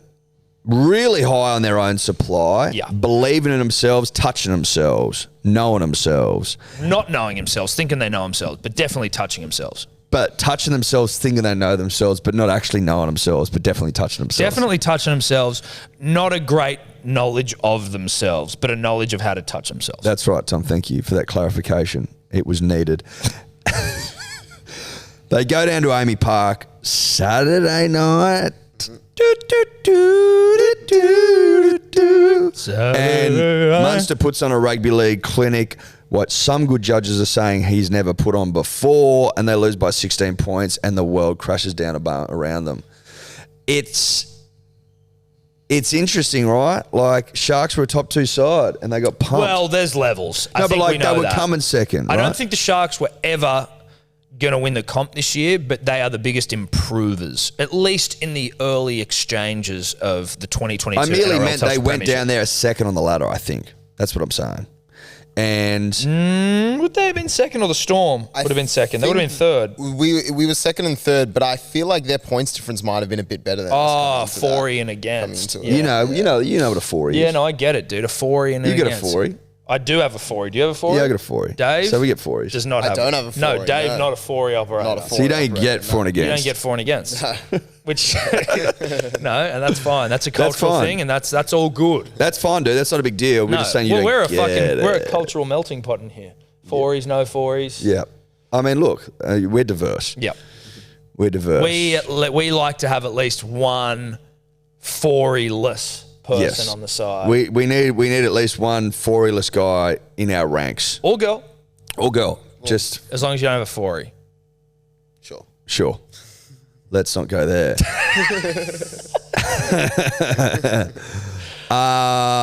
Lost my train of thought. Where are we? I? Storm, Munster killing it. Munster Dude, killing it. That's they're all I'm good. saying. You know what? The Knights, sorry, they're not the Knights. Knights are cucks. The Sharks made a good, I think, like, if you're the Sharks, though, I'm still happy you boy? with that. I'm still happy with that performance, man. Yeah. They scored points, scored some good tries. They didn't like lie down and just die. No, like a they lot of didn't teams lie do. down They and still cop it. kept attacking. Not like others. Not like the Knights would have. They put up a good showing, and it was pretty fucking close until the later part of the game, was it not? Yeah, like... Or at least to a point. It was like 18-16 at some point. Yeah, it was like at halftime, it was pretty close, and then we literally scored a try before a tackle had been made after halftime, and then they kind of struggled to get back from there. But, like, again, they were still scoring, like, looking and attacking They had their they were making captain, good Finucane meters got and all their fucking knocked sets. out of the game. Yeah, that was a shame. I'm sad about that. And Munster was, and you were against Munster playing the greatest game he's ever played, essentially. That's what Shayna Blaze will tell you. Now, like, that try he scores from 40 metres out was so horny. How many dummies he throw in there? How many dummies? 50? Oh, could have been 70 odd. 70 dummies? I reckon he's thrown 70 odd dummies. 70 dummies. Yeah. Surely that's the most dummies ever thrown for a try. Well, I think it's a Guinness Book record. Most dummies to Most score. dummies thrown in a play. Yeah, in a single run Yeah. without passing the football. I mean, You'd think at 50 dummies that you'd stop buying them? buying them. Well, he's so good at selling though, Tom. He is. He could sell snow to Eskimos. You know what I mean? Inuits, very irresponsible of you, Eddie. Like that, Tom. Well done. Thank you. Inuits, apologies. Yeah, and apologies to our Inuit audience. But you're right, dude. If he's at the markets, he's got a stall and he's selling dummies and dummies alone. And people are buying them and buying them and buying them and buying them 70 times. Yep. Think about that, Dave. You wouldn't be able to 70 count to dummies. 70, mate, let alone buy them. Unbelievable stuff. Yep. I'm just Now, so, it's like- annoying though, Tom. I have to, you know, I have to be honest with the audience. It's starting to get really fucking old, the Storm being great every year. Yeah. It's starting to get really fucking annoying. Yeah, it is. It's really starting It's to like, boil when the is piss. this show going to fucking end? Yeah. We're into our like 25th season and it's just getting a bit old and a bit predictable. Yep, it's a sitcom that is just fucking doing the same old tropes year after year after year. Dominance. That's their trope. Yep. Dominance. Dominance. Dominating everyone else is the trope. And I think what just has me so horny this year as well is that we have seen some matches like this one on Saturday night where Cameron Munster has played the greatest game of footy ever. We've seen Pappenhausen score 4 tries in a game. We've seen Hughes have a blinder. Harry Grant have a Still blinder. less searched than us on Swish Pappenhausen. Sorry, just Yep, to there point you that go. out. Were you aware of that, Dave? I was aware of that, yep. Right. Where, yeah, Yeah. because we were trending. That's why I'm with you but guys. do you understand how that That's works? why I work for you guys, not for Pappenhausen. Right. Well, I know good, where the bread's Good going. answer, Yeah, dickhead. great. But just when it happens, the one game, and hopefully it is the grand final and any games leading up to that, where all 4 of our spine just go off and unload over the other team, it's going to be a scary He sight. plays his best footy against good sides, Munster. Yeah. He can go a bit quiet against the shit stuff. But he doesn't need to do much, you know. We've No, got other against the boys shit to stuff. step You it got so up. many players. But, dude, what's crazy is that someone like the Cheese, I don't know, and, you know, maybe better judges than I hate to bring up Shayna Blaze again, but someone like Shayna might be able to tell us. Is there ever been a hooker like fucking the Cheese who's arguably the best hooker in the competition but also plays front row if he's needed to? Like, hookers are usually small, nippy, whippity, fast little fuckers. And he is those things, but he's also huge and he plays front row when you need him to. Well, he can play. He can do a job. He can play anywhere in the fucking. He did play front row for you, though, Yeah, didn't he he? started front, because Jesse Bromwich was Because Jesse out. Bromwich was he out and so played. was Kenny with COVID. Yeah. But then you've got fucking Harry Grant. Or Grant. I don't know if it's Hugh Well, Grant. I think Hugh it's Grant. Harry Grant. I think it depends how he's playing. Pappenhausen's hair just fucking flying through the breeze like a goddamn lion's mane. There's a lot to like. And a lot to hate. Well, because there's so much to like, there's so much to hate, I think. I can just foresee, I mean, obviously Storm Premiership, but Pappenhausen, Dally M, top point scorer. Not sure who's going to win the Clive Churchill, but it'll be one of the 4. I'd say it's probably a turbo. It's a turbo year for Clive Church. I think it's probably a turbo year. Turbo, Burbo, or Gerbo. Maybe a Brady Well, Parks. I like a Burbo, a turbo, A turbo. Shuey. Yeah, well, a shoey. Shout out to you, bro. You'll be back soon, ripping and tearing. What else did I like over the weekend, Tom? What else did I like? What was the Thursday night game? Because I can't remember if it was shit or It not. was the Raiders. Cowboys. Raiders, Cowboys. If anyone wants to know what's going on with me and the Raiders, like, that's it. Dude. 12 points to nil at halftime, 18 unanswered points. That's me and the fucking Raiders, bro. I was driving down- That's it in I a was nutshell. in the car on the way to Tumut and the reception was in and out. Raiders up to a 12-0 early lead. And as we started dipping out of reception, I just went, I bet you they fucking lose it from here. What should happen? And then, the delight I felt when I pulled in and bloody connected to some Wi-Fi, and I was like, of course, those fucking beaters. Of course. I saw a statistic. They've now got 7 double point blown leads. I don't know in what time frame though, unfortunately. Ricky has to be But they've got committed soon. but they've got the most. But Ricky would have to be very close to being committed to some sort of psychiatric ward. Like that side putting him through that. What were his comments after the game? He said, Read his quote. He was bagging out all the fucking players, that's for sure. But rightly so. No, I know, but they usually were he doesn't. fucking pathetic in the second half. You didn't watch the game, No. but like the first half, I'm like, okay, they're playing some good footy. They're throwing the seed around. Tom Starling goes through the line with a nice little show and go at the start. That was nice stuff. They were moving the seed, playing with purpose, defending well. And then in the second half, they came out like a busted ass. Their start of the second half was fucking deplorable. Absolutely deplorable. And it didn't get better from there. No. They let in 3 tries all over. See you later. They're weak. Fucking pathetic. Tough as well, because they were the hottest bloody thing at the market a couple of years ago. And then it just all went down. Tough. Went down. Now, in fairness who was to the them, they don't fucking have- who was the second row that left?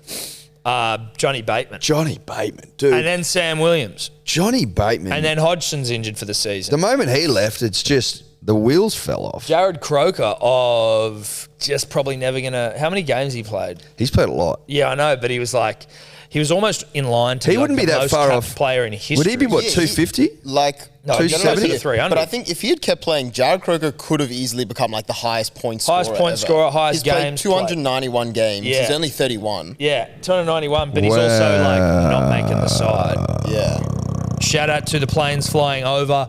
This is a good opportunity to let any airline sponsors know that if you want to jump on board every time a plane flies over, we'll mention you. So just something to think about. Something to digest. Croker's about like less than 100 points behind El Masri, and that would put him into second in all-time point scorers. Wow, and he won't get there because unless the Tigers pick him up or he gets brought back for the Raiders, I don't think that's going to happen. Would you say Jared Croker is like the nut trucker of the back line? Yes, but he's almost too good. He scored too many points, played too many games. Yeah. You need a nut trucker in the back line, like you Joel Reddy's of the world. He's scored a lot of points. Joel Reddy's a good one. You know what I mean? Your Bryson Goodwins, Yeah. fucking Luke Cavell, Ben Pomeroy. Shout out to Benny Pomeroy. Ben Pomeroy. Fuck, man. So that was a fucking shit show. Good Friday. I can't even remember my bets now. Colin Best. Sorry, I'm going at the Knights players, but you know what I'm saying. You are. Get it. You are. Rabbitohs, 36-16 over the Dogs. The Dogs just... I fear for them this season, bruh. But even they're They looked still all- scoring 16 points They against looked the all right Knights. before they had Against New South. Zealand. They looked all right. They're not the Tigers, They're so patchy, bro. They're not the Tigers.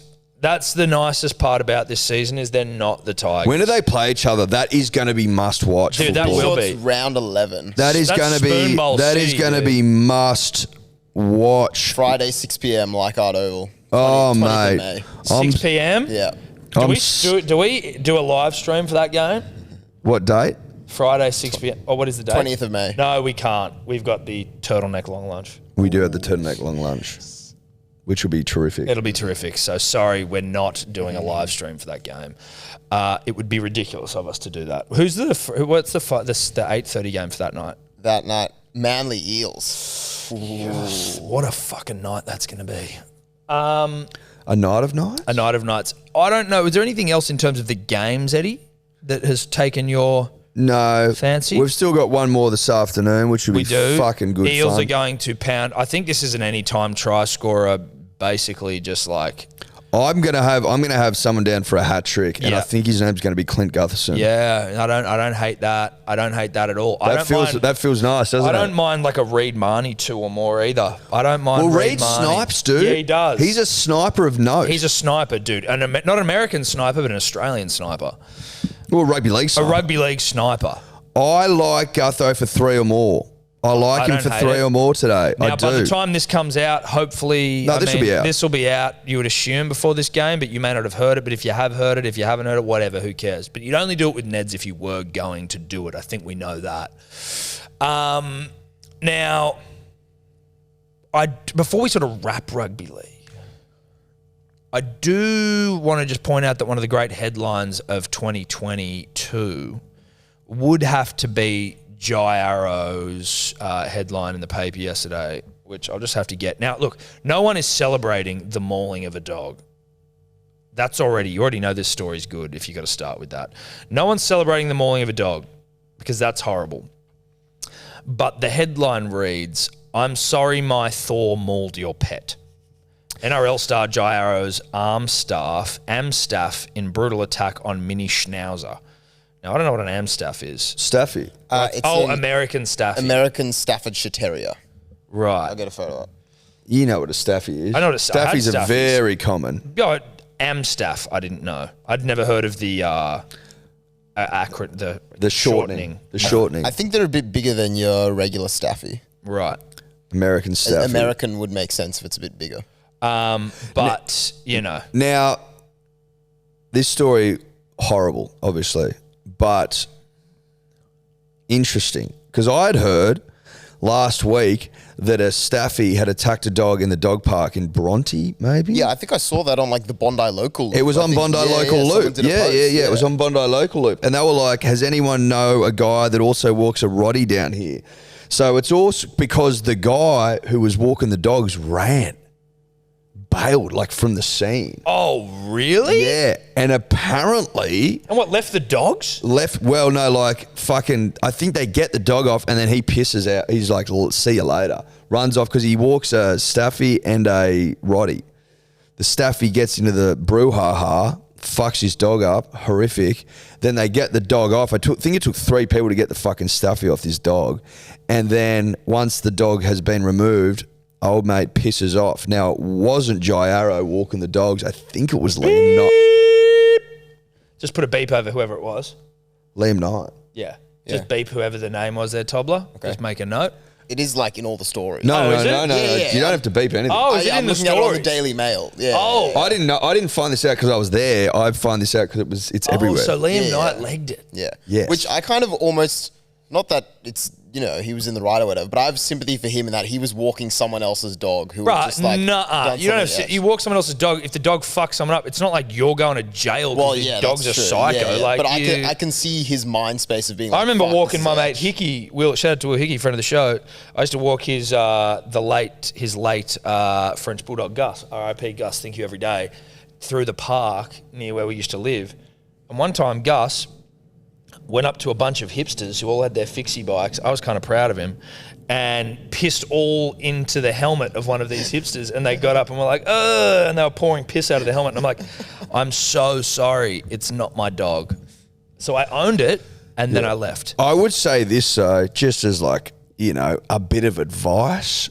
If you're walking a Roddy and a Staffy and they're not your dog, probably don't take them down the dog park and let them off. Like, just probably don't do that. Yeah. Do you know what I mean? Just keep them on the lead, bruh, and pound those streets, and you won't have a problem. Yep. Don't but also, I had a Staffy. They're not your dog. You don't know how the fuck you don't know what they're like, bro. You don't know their vibe. You don't know their sensibilities. What do you mean? You're not tapped into this dog. Yeah. Don't nip down to the dog park for a fucking with giggle. these big, brutish motherfuckers. I think you're playing with fire. Yeah, I wouldn't take Tonka to the dog park and let him run. No, you won't. Fuck Dude, no. Tonka will fuck He'd me be up like- on it. So when Tonka comes in here, he's already got my number. He'd be like, who are you, bro? Yeah. Oh, yeah, you think I'm going to listen to you? I dominate you every time we see Now, each you'd other. be in luck because Tonka's one of the great sooks all time. No, but of course, but and he's if still... he would get attacked, but he'd then kill the fucking whoever was he'd attacked. probably be in tears and you'd have to carry him home. Not the point. No. Point is... Did this Schnauzer survive? Yeah. Okay, that's good. He's going to be traumatized, the poor little thing. Poor but- little Schnauzer. All we were saying is that... That's a great headline. Quite a headline. It's just quite a headline.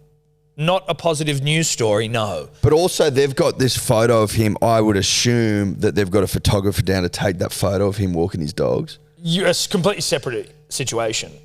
I don't think he's gone and got those photos after the fact. Hey, Jai, you know your dog's mauled that schnauzer. Can we get a photo of you on the beach with him?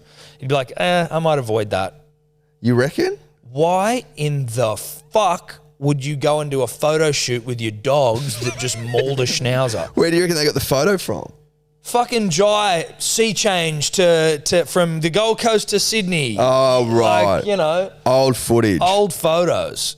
For sure. Now, it's unfortunate that they got the photo with his dogs. It's also unfortunate in those photos, those dogs look fucking terrifying. That's the problem. And they also appear to be pulling him. Not a good sign. Well, no, but you know, like it's something that you will probably have faced or will continue to face with a dog like Tonka. Tonka is a sweet dog. He is still humongous and intimidating. You can't help it, right? Because whether it's that Rotties have bad names, whether it's because of, you know, X, Y, and Z, they've got a history, they're intimidating. You just got to roll with that. But especially when your dog is... And shout out to the Roddy for not even being the one that did it. It was the goddamn Staffy, which is still an intimidating dog. But when your dog's fucking filleting a schnauzer at the dog park, Staffies have got form, unfortunately. so do schnauzers. I mean, schnauzers. So do fucking Rottweilers. Nah, not like Rottweilers Staffies. are baby shakers, bro. Nah, not as much as Staffies. No. In this Daily Mail article, Nowhere it near. did say there have been calls to ban American Staffordshires. Staffies have got a name, bro. Australia. Roddies is all movie perception. It's not actually reality at all. It's a myth. My Staffies are Staffy, just like aggressive dogs. the late Ruby, they're not, dude. Ruby was number never one dog attacks in the country is Staffies. Yeah. Get out of here. Yeah. But that's got to be people, the way you train them. Ruby never attacked a fucking thing. She did get attacked, though. So maybe she was lippy. You reckon she showed a bit of lip? Mate, I remember she got like this huge Labrador came over to our house once, and Ruby, I mean, it's her house. So, I guess you can be lippy in your own house. You can be lippy in your own home, Tom. But this big Staffy this big Labrador was like, obviously Labrador's gentle, but like... No. Labradors have got a bit of fucking... Well, they're not going to cop shit. They're not as placid as golden retrievers, put it that way. So this is a black lab, not copping shit, and basically picked up Ruby around the neck and was shaking the shit out of her. And we were like, oh, okay, Ruby's going to die. And my dad is out there booting the shit out of this Labrador in the side, like kicking the fuck out of it. And the Labrador was like, come at me, bro. You ain't doing nothing. Oh, really? Nothing. Kept shaking Ruby, and Ruby's like, ah! It was like traumatizing. And then when Dad finally kicked this thing off Ruby, we then went and like got Ruby, and it was like the Labrador was not even trying to kill her. It was like, I'm bigger than you. I'm stronger than you. There were no bite marks in her neck. He'd basically just latched onto her neck and held it. And Just mouthed her. Just mouthed her and shook the shit out of her and had like a bit of the collar as well. And you're like, okay, I actually now respect you a bit more because you're just like, there's a standard here that I'm willing to accept. You've just outfit everyone. I'm just setting boundaries here. And Ruby, sheepishly, you know, she knew where the boundary was. Apparently a finger up the bum's the way to go. Yes, well, that was how they got Charlie Staines' lockjaw, as we was highly publicised last year. Charlie Staines, after his debut game for the Panthers, 3 tries, got lockjaw, and basically at the post-game press they had to jam a fucking, I think it was a hose-link hose up his ass, and the jaw miraculously came unlocked. That works for dogs. They were like, if it works for dogs, surely It also works for humans. a rugby league footballer and Charlie Staines. So, go rectal. Go rectal. If you're at the dog park, I think they should almost mandate local council, get in touch, elections coming up, but a hose at every dog park so that if shit does kick off, you just bang. Up the bum. Up the bum. Connected to the bins where the doggy bags are, you just have a hose. Yeah. You could also go down for your own douche or whatever if you wanted to. Well, so you're saying that if you did need Well, to it could double as a douching. Like if you need a bit of a clean out. So like just sort of park enema. Yeah. Walk your dog, let him off the lead, Yeah. and hook yourself up to the hose, clean yourself out. That's right. Well, your dog plays, you clean yourself. And also, if you need to get your dog off something, pull it Jam out of it in yours their and put it into theirs. Listen, I mean, we're nothing if not ideas, men. Look, now we're talking. You want to win the local council election, which is already gone, but if you want to win the next one, that's how you do it. That's how you do it. That's how you do it. Now, shout out to KO. Shout out to KO, without whom rugby league just would not be possible. It wouldn't be possible. We wouldn't have rugby league as we know it. It'd be a crying shame. Yeah. But we don't need to worry about that. We live in a KO world. We live in a world with KO. How do you think I watch here. Rugby League in Schumann on the weekend, Eddie? KO. Yes. Go. Guess how I watched the footy at the golf club, sitting outside in the sun on my phone on KO. That's it. Boom. That's it. At the dinner table in Schumann, in the middle of nowhere. Just, moonlit skies and KO and Manly pumping the fucking Titans. So shout out to KO for bringing rugby league to the regional areas of this great country, let alone the city areas, but getting it out there to the rural parts of this great nation. Get it out there to the sticks. It's good stuff. It's beautiful stuff. Thank you to KO. We love ya. So Joe Root has stood down as the captain of the English cricket side. I will say, can you go to the English cricket's Instagram, Dave? Because the way they announce it, it looks like they're basically thanking him for stepping down, the way it reads. I'll fucking find it. I think that the writing was on the wall. Well, of course it was, mate. You can't be that shit. We called for it. We called for it months ago. So where's the photo of Root? Yeah, I think it's the one with the blazer. The bottom right there. Bottom left. No, bottom right. Oh, bottom right. Oh, hang on. I've clicked on it here. Do or Dave of Technologically illiterate. This Chromecast of not very good fame. Well, okay. I feel like it's working for everyone else. Dear Dave of laptop old. Okay, now what's the caption read? Joe Root has today stood down as our men's test captain. Thank you. And a love heart. You know what I mean? Like, it just, Thank you. When I read that, it was like, thank you for standing the fuck down as captain because you aren't captain material. because you're not up to it. You're not up to it. So who do they go with? Stokes. I don't think they've announced anyone, have they? No, they haven't announced it yet. So I've just seen an article that's today they've announced a new director of men's cricket. This guy, Rob Key, who was the former Kent captain, and he was working at Sky Sports. But it does say here in the second paragraph of this article, with no test captain or permanent head coach in place or anyone in charge of selection currently, Rob Key has a relatively blank canvas to work with. Jesus. So basically, their first port of call is how do we stop being so pathetic, right? Like that's surely... Is this like a rock bottom for English cricket? No captain. No selectors. No selectors. No and coach. No coach. No path to glory. No wins. No wins. Yeah. All losses.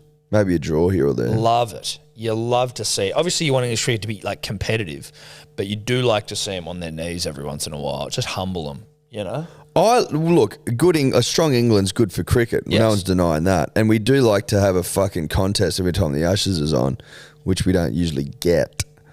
But it is fun sitting back after another successful Ashes campaign and watching the English on their knees, begging for forgiveness. Yeah.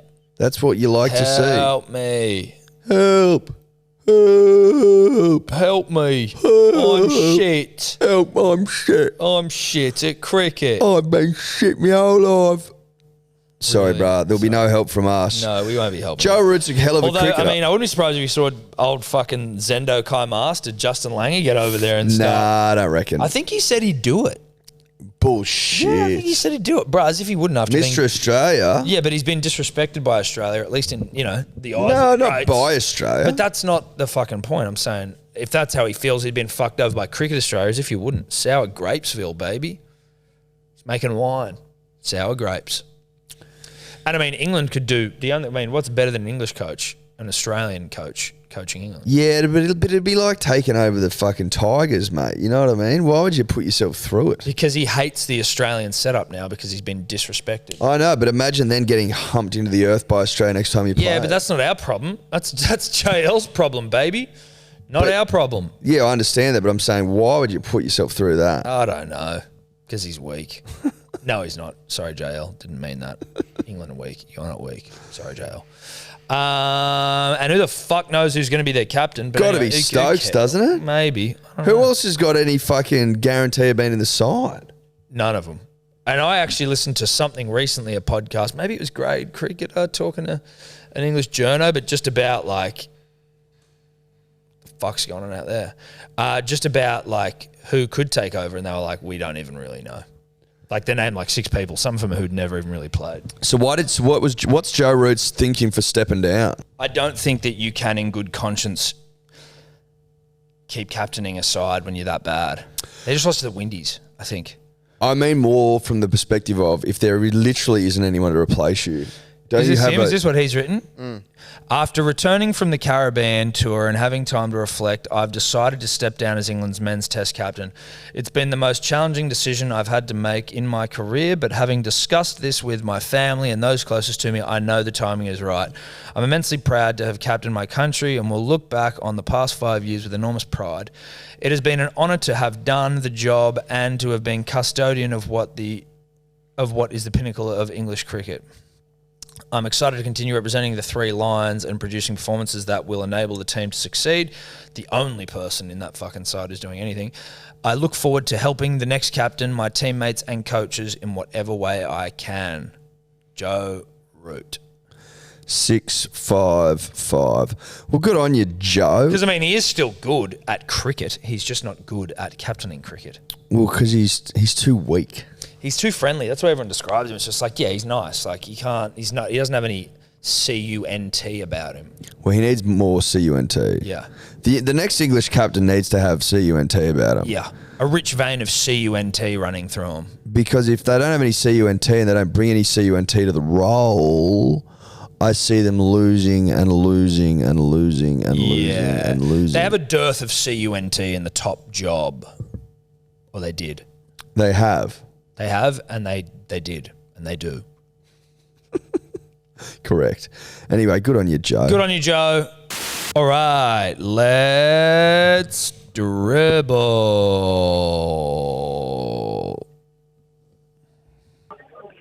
G'day, Tom, Eddie, D or Dave, Tommy Shoe Cobbler. Stan the man with the frying pan here, coming to you live from Blues Press in Byron Bay. Just heard Paul Kelly play and can confirm he didn't play the cult classic Kawaja, but he did make an impact on how to make snitty lube, so that was all right. Giddy up. Have a good one, boys. Bye. I would like for that to be renamed How to Make Schnitty. If he didn't make How to Make Schnitty Lube, I'd be fucking disappointed. You'd be upset if you went to a Paul Kelly concert and he didn't play How to Make Schnitty Lube. Apparently Albanese went there and got booed within an inch of his life, which I thought was funny. Well, there are conflicting reports from the same newspapers saying he got booed, but also he got cheered. Yeah, It's I hard feel to tell like what that's actually happened. I'm not surprised. Did he get booed or cheered then? Well, but if you're thinking about the Blues and Roots crowd, they seem to me to be less likely to boo Albanese when he's the other option to ScoMo. But the newspapers... Which is why I found it so interesting. Yeah. Who's going to make the Schnitty Lube now? Bet it won't taste the same. Shout out to Schnitty Lube, coming soon. Yeah, and fuck both of the options we have. But mainly ScoMo. Hello, this is the 4032 Ginger Dribbler. Just watching number 358, Mature Pallets. Can't help but notice that Tom keeps scratching his dick. So just want to point that out for you. Thank you. Is he okay? Is he okay? Does he have something going on there? I love the driblets in there. Involved? Just wanted to bring it to your attention. Hope all is well, Eddie. I know you're the alpha of the podcast. Alpha. Oh, yeah, thank you. Alpha What the of the fuck? podcast. This is glowing. Dude, this is a drive-by shooting I'm copping right now. Hope This all is is fucking well. Just bullshit. wanted to bring your attention. You've been scratching your dick on the potty. You're sitting on the couch, laying back, but you're scratching. So hope all is well, mate. Cheers. Bye. Is there something you want to share, Tom? No, look, not currently. No issues? No issues. I do No problems? scratch my dick though, or like, I mean, just general. I like to, you readjust your nuts, your undies. But look, as it currently Do you need sits, to do it on nothing wrong. camera? Oh, I don't doubt that I probably shouldn't do it just from like an optics. Not from an optics of like, or more just like, do people want to see me scratch my dick? Probably not. but maybe some do. You know, Maybe what I mean? every now and then. I don't think repetitively. I think certainly if it's something that you're doing ad nauseum, which I believe is Latin, then I would say you should refrain. It's more of a, I guess, subconscious readjusting and scratching of the junk, which I can't help. Where do you reckon your SPM is at the moment? Scratches per min? Shit, dude. Well, you know what? I'm not even sure because I don't pay attention. It's like subconscious. Oh, it's subconscious. Yes. Right. Yes. As opposed to subconscious. Yes. Yes, exactly right. Yes. So I can't promise anyone that I'm going to stop. In fact, I'm probably going to continue not thinking about it because if I feel like scratching, I'm just going to scratch, you know, or adjusting. Well, you've got to scratch an itch, as they say. Well, because it's not even, I don't even think it's an issue of the itch. I think it's just an issue of fucking I like to just check on my boys every once in a while. You know what I mean? I'm an attentive, caring helicopter parent when it comes to my sack and dick. Well, you know what they say, don't you? Yep, sure. Those who do not scratch will always itch. Give me some of that. Put that on a fucking t-shirt. But I do appreciate you looking out for me. And I tell you what would happen though, if I did have an itch. What? You know where I'd go? Doctor. pilot.com.au/Hello Sport. And the promo code would be, Edward?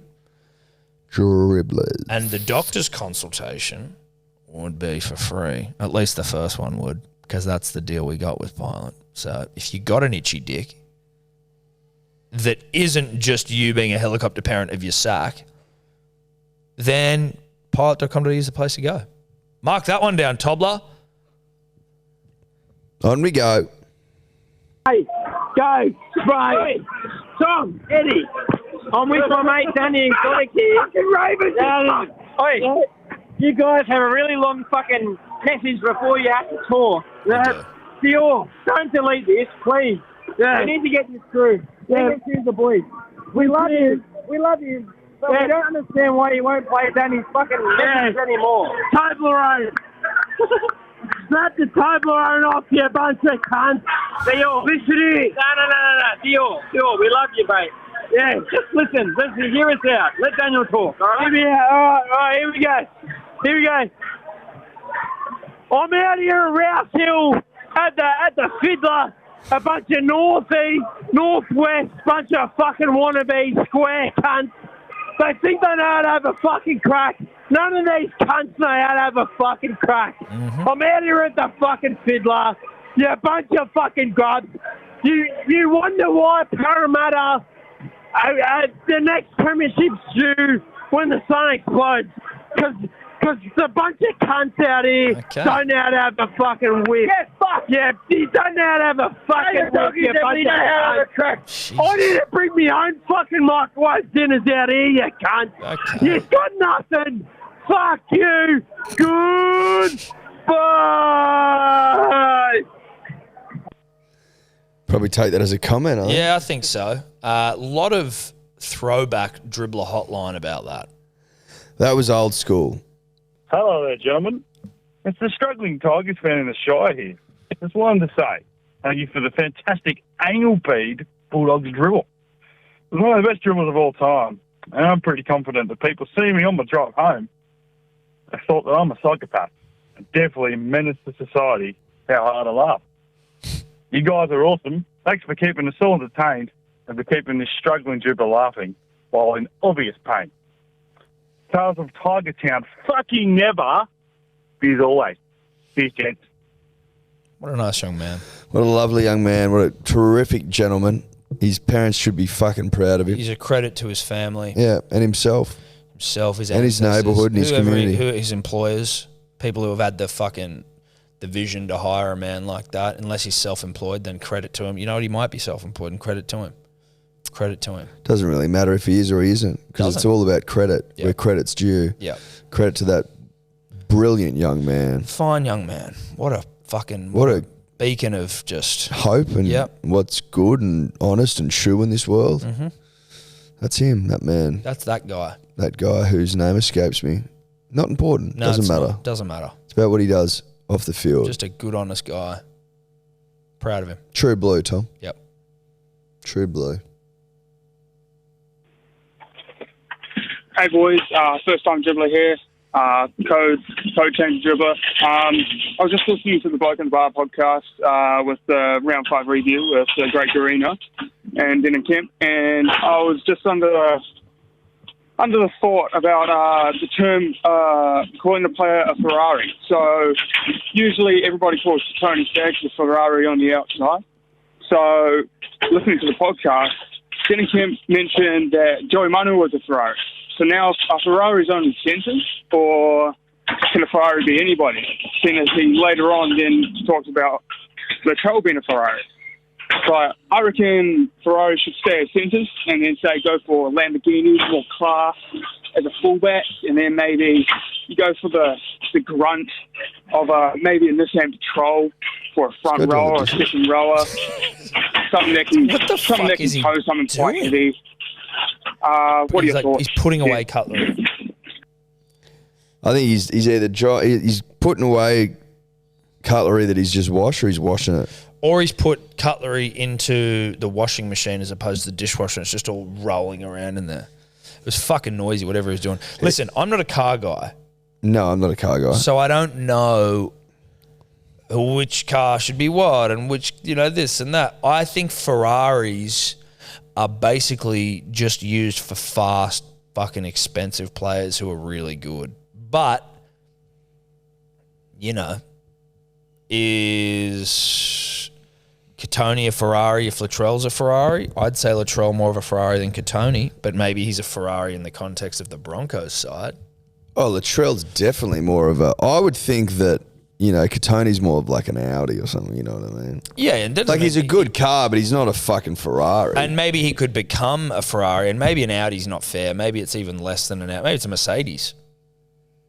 In the sense of he's not a representative car yet. No, he's not. He's not a supercar. No, he's not a supercar. You're right.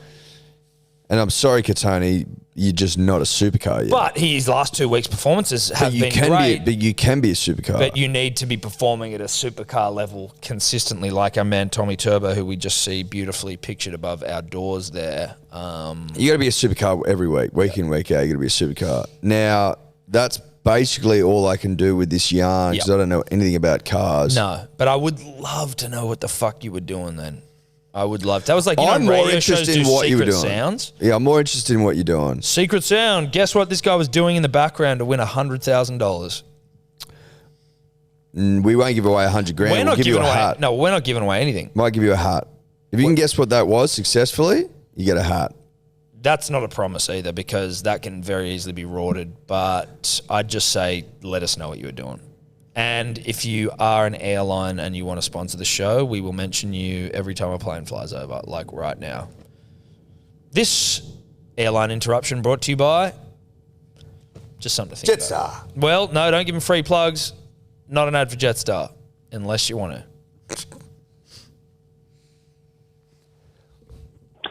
G'day, boys. It's the marginally woke dribbler here.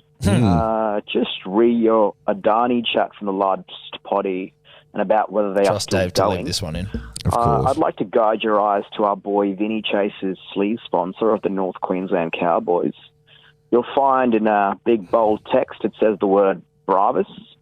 Now, Bravis is what Adani has rebranded itself, and kind of looks like it's working because no one has a fucking clue what Bravis is, but yeah, it's Adani. Anyway, whatever they paid that marketing consultant, it seems like it's not enough. And high net exports of non-renewable soon. Climate action never, it seems. Thanks for your time. Bravis is Adani. Well, there you go. They needed a rebrand. They did. Einhorn is Finkel. Finkel is Einhorn. They needed a rebrand. Bravis is Adani. There you go. There you go. Yeah, well, you know what? Isn't that funny? You get all this negative press. You go, let's just change the name of it. Just change the name. You know what, though? I blame the protesters. You haven't done enough to let me know that they've just rebranded. Well, it seems like they don't even know. You see a lot of Adani signs. You don't see any Bravis signs. No, Bravis. Bravis sounds like a fucking company that make kettles and shit. Bravis or like Breville. Yes. Yeah. Yeah. I could see that. You know what I mean? Oh, the new fridge from Bravis. Or like Community inspires us. Jesus Christ, these fucking throwaway lines, these taglines. We're just on the Bravis website, Punters and Dribblers. Bravis. Go Of to course. about. Has Dave been this quick to get anything on screen the entire No, he's had it up. podcast? He's had it up all. He's had it this up all thing day. fucking loaded and ready to go. We can't get a goddamn thing on screen in time, and Dave's got Bravis website up. Community inspires us. That is so good. I mean, sure, if by community you mean like ruining them. And by inspired, you mean ruin. Yeah. Ruining community inspires us.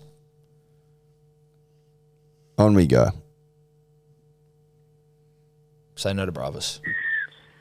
Tom, Eddie, D or Dave, Mr. Toblerone, Punters and Dribblers. This is the Grandson Dribbler here. Just got a quick question regarding a boys' holiday. I've got four close mates. We are very different personalities to a degree, but we're struggling organising a Bali trip. Do you have any tips on what Bali's good for? And is it mainly just for getting horizontal?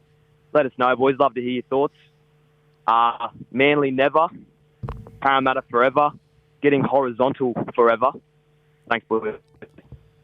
Look, I've got a bad history with Bali, so I kind of hate it.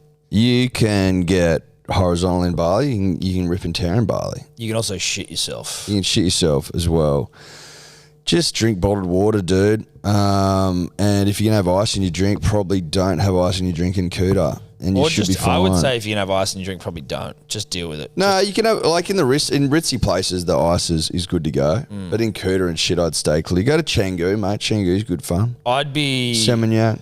I'd be going for long up enough. to Uluwatu. Go for long enough that your body will acclimatise. So, like, factor in at least 4 days worth of shitting yourself. And then I think maybe, hopefully, and this isn't a science-based advice, but like, you shit yourself for a couple of days, then your body goes, okay, I get it now. Things are going to poison me, but I'm now up to it. I get what's going on. I've acclimatized. It's like altitude training. And then after you've shit yourself for a few days, I think then you're almost good to do whatever you want. Depends on who you are. It really depends. Last time I went, not a fucking problem. Sarah, my mate, she was fucking sick for a week. It really fucked her up. But everyone else was fine. It's horses for courses. If you're made of the right stuff, you know what I mean? You should be fine. But don't tempt fate. I wouldn't be eating shit off the street, and I wouldn't be drinking the water out of the tap, and I wouldn't be having my ice in the drink in Kuta. I mean, if you follow that simple rule, mate, you should be absolutely fine. But you can rip and tear over there, and you can get horizontal. And you can rip and tear. You can do it all. And then you get horizontal. Yep. And then you do it all over again. I find like none of the water is cold enough in Bali, and I don't mean drinkable water. Do you mean the pool water? Pool water. Yeah, no, it's not. It's not. It's just always lukewarm. And It's too warm. I need cold pools. It's not warm enough. Give me a cold pool. It's not cool enough. Even the ocean's not. No, the ocean's disgracefully warm. And Yeah. again, like when there's rubbish breaking in the waves, it's sort of it's sad. Well, there's only certain places you can swim in the ocean there. Yeah. It's sad. But hope we've helped. Yeah, not for me. Not for me, Bali. I like Bali. I like it a lot. don't. I get it, but it's not for me. I don't want to have to be worried about shitting myself. Now, I get it. It's like a cultural experience. There's value there. But just like as a let's get away, like as in I'd like to go to India, right? I'm not necessarily going to India every time with the boys to go and fucking rip and tear. I'm going for the cultural experience, and shitting myself is part of that cultural experience. And I'm cool with that. You know what I'm saying? Yep, I know what you're saying. I'm with you. But I'd prefer to go somewhere where I'm not going to have to poo my pants just for like a getaway. Well, look. To get horizontal. White people problems. Look, You know what, Dave? if There you're are not a fucking beater, coloured people that live in Australia as well, you racist fuck.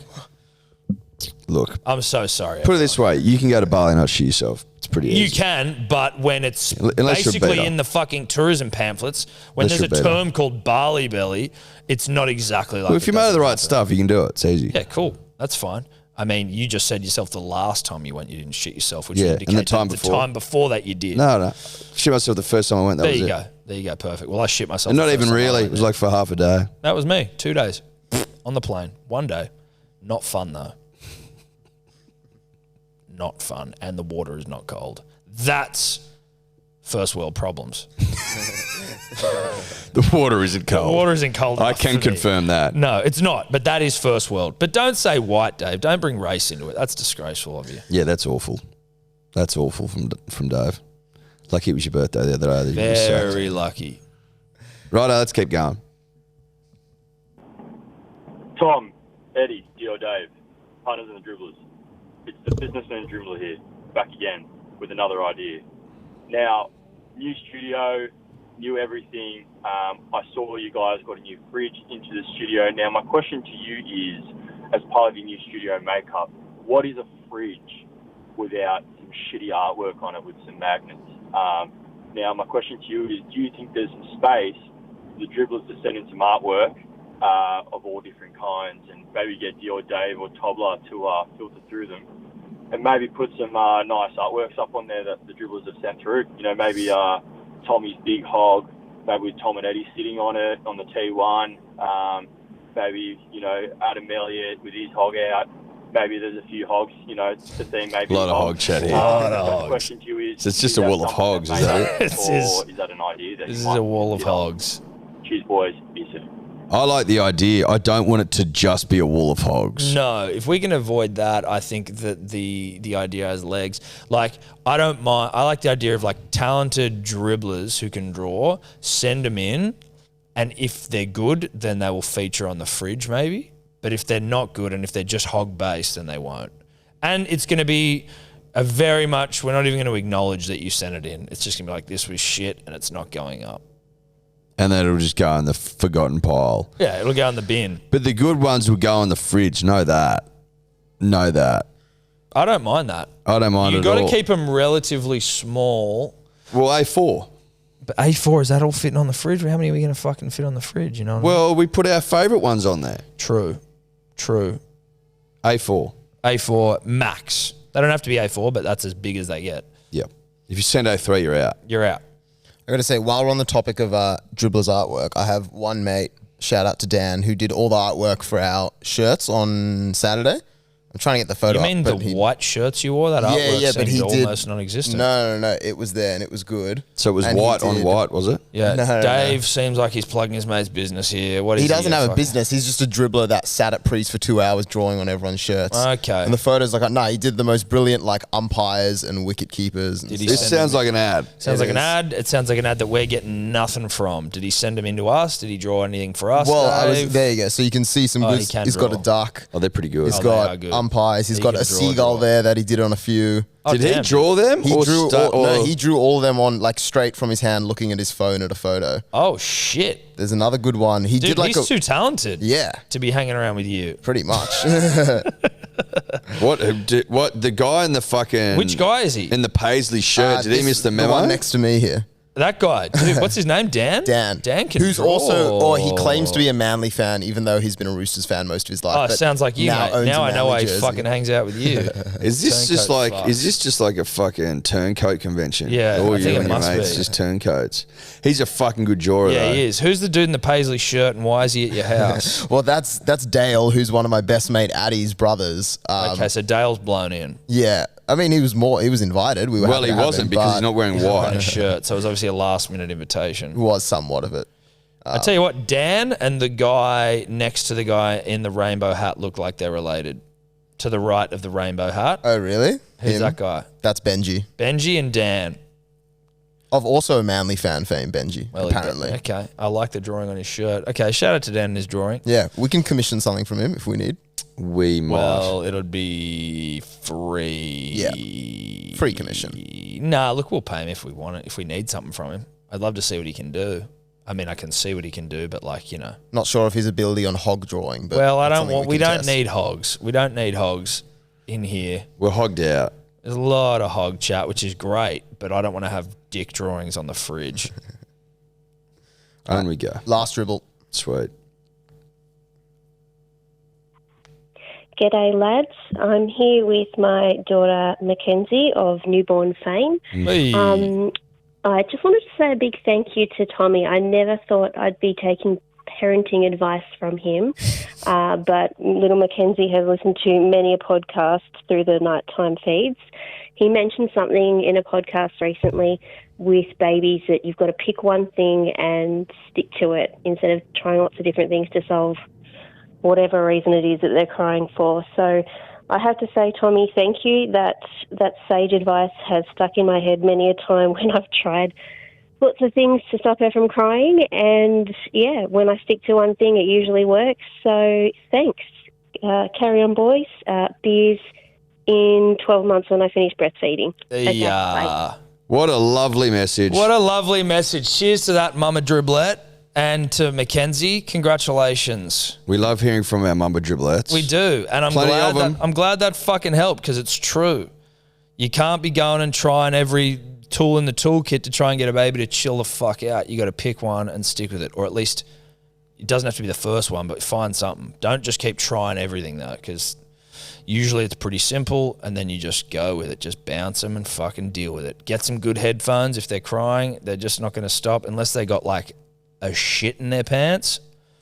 They just need to chill. Plus booby milk, when in doubt. Now, do I know that? No. But now I feel like I'm a fucking expert. So thank you so much. You should do a podcast where you just give all your advice.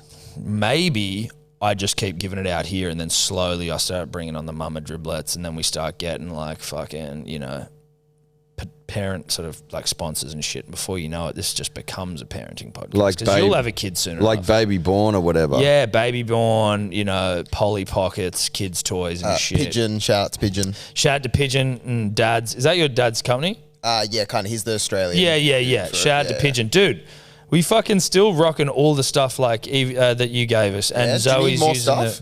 No, dude, we definitely don't. But Okay. thank you very much. We don't. At least I don't think we do. I'll probably say no, then Steph will be like, we absolutely do. But I don't think so. But Dave been more than generous. Shout out to that mama. Glad we could help. Eddie, you vicariously giving parenting advice just by being associated with me, so that's cool for you as well. Yeah, it's fun. It's fun. Fun to be involved. Yeah. Is that us? That's all. What a fucking day. Happy Easter. Welcome back, Jesus. Manly 13 plus. Yeah. Could you two just not talk anymore?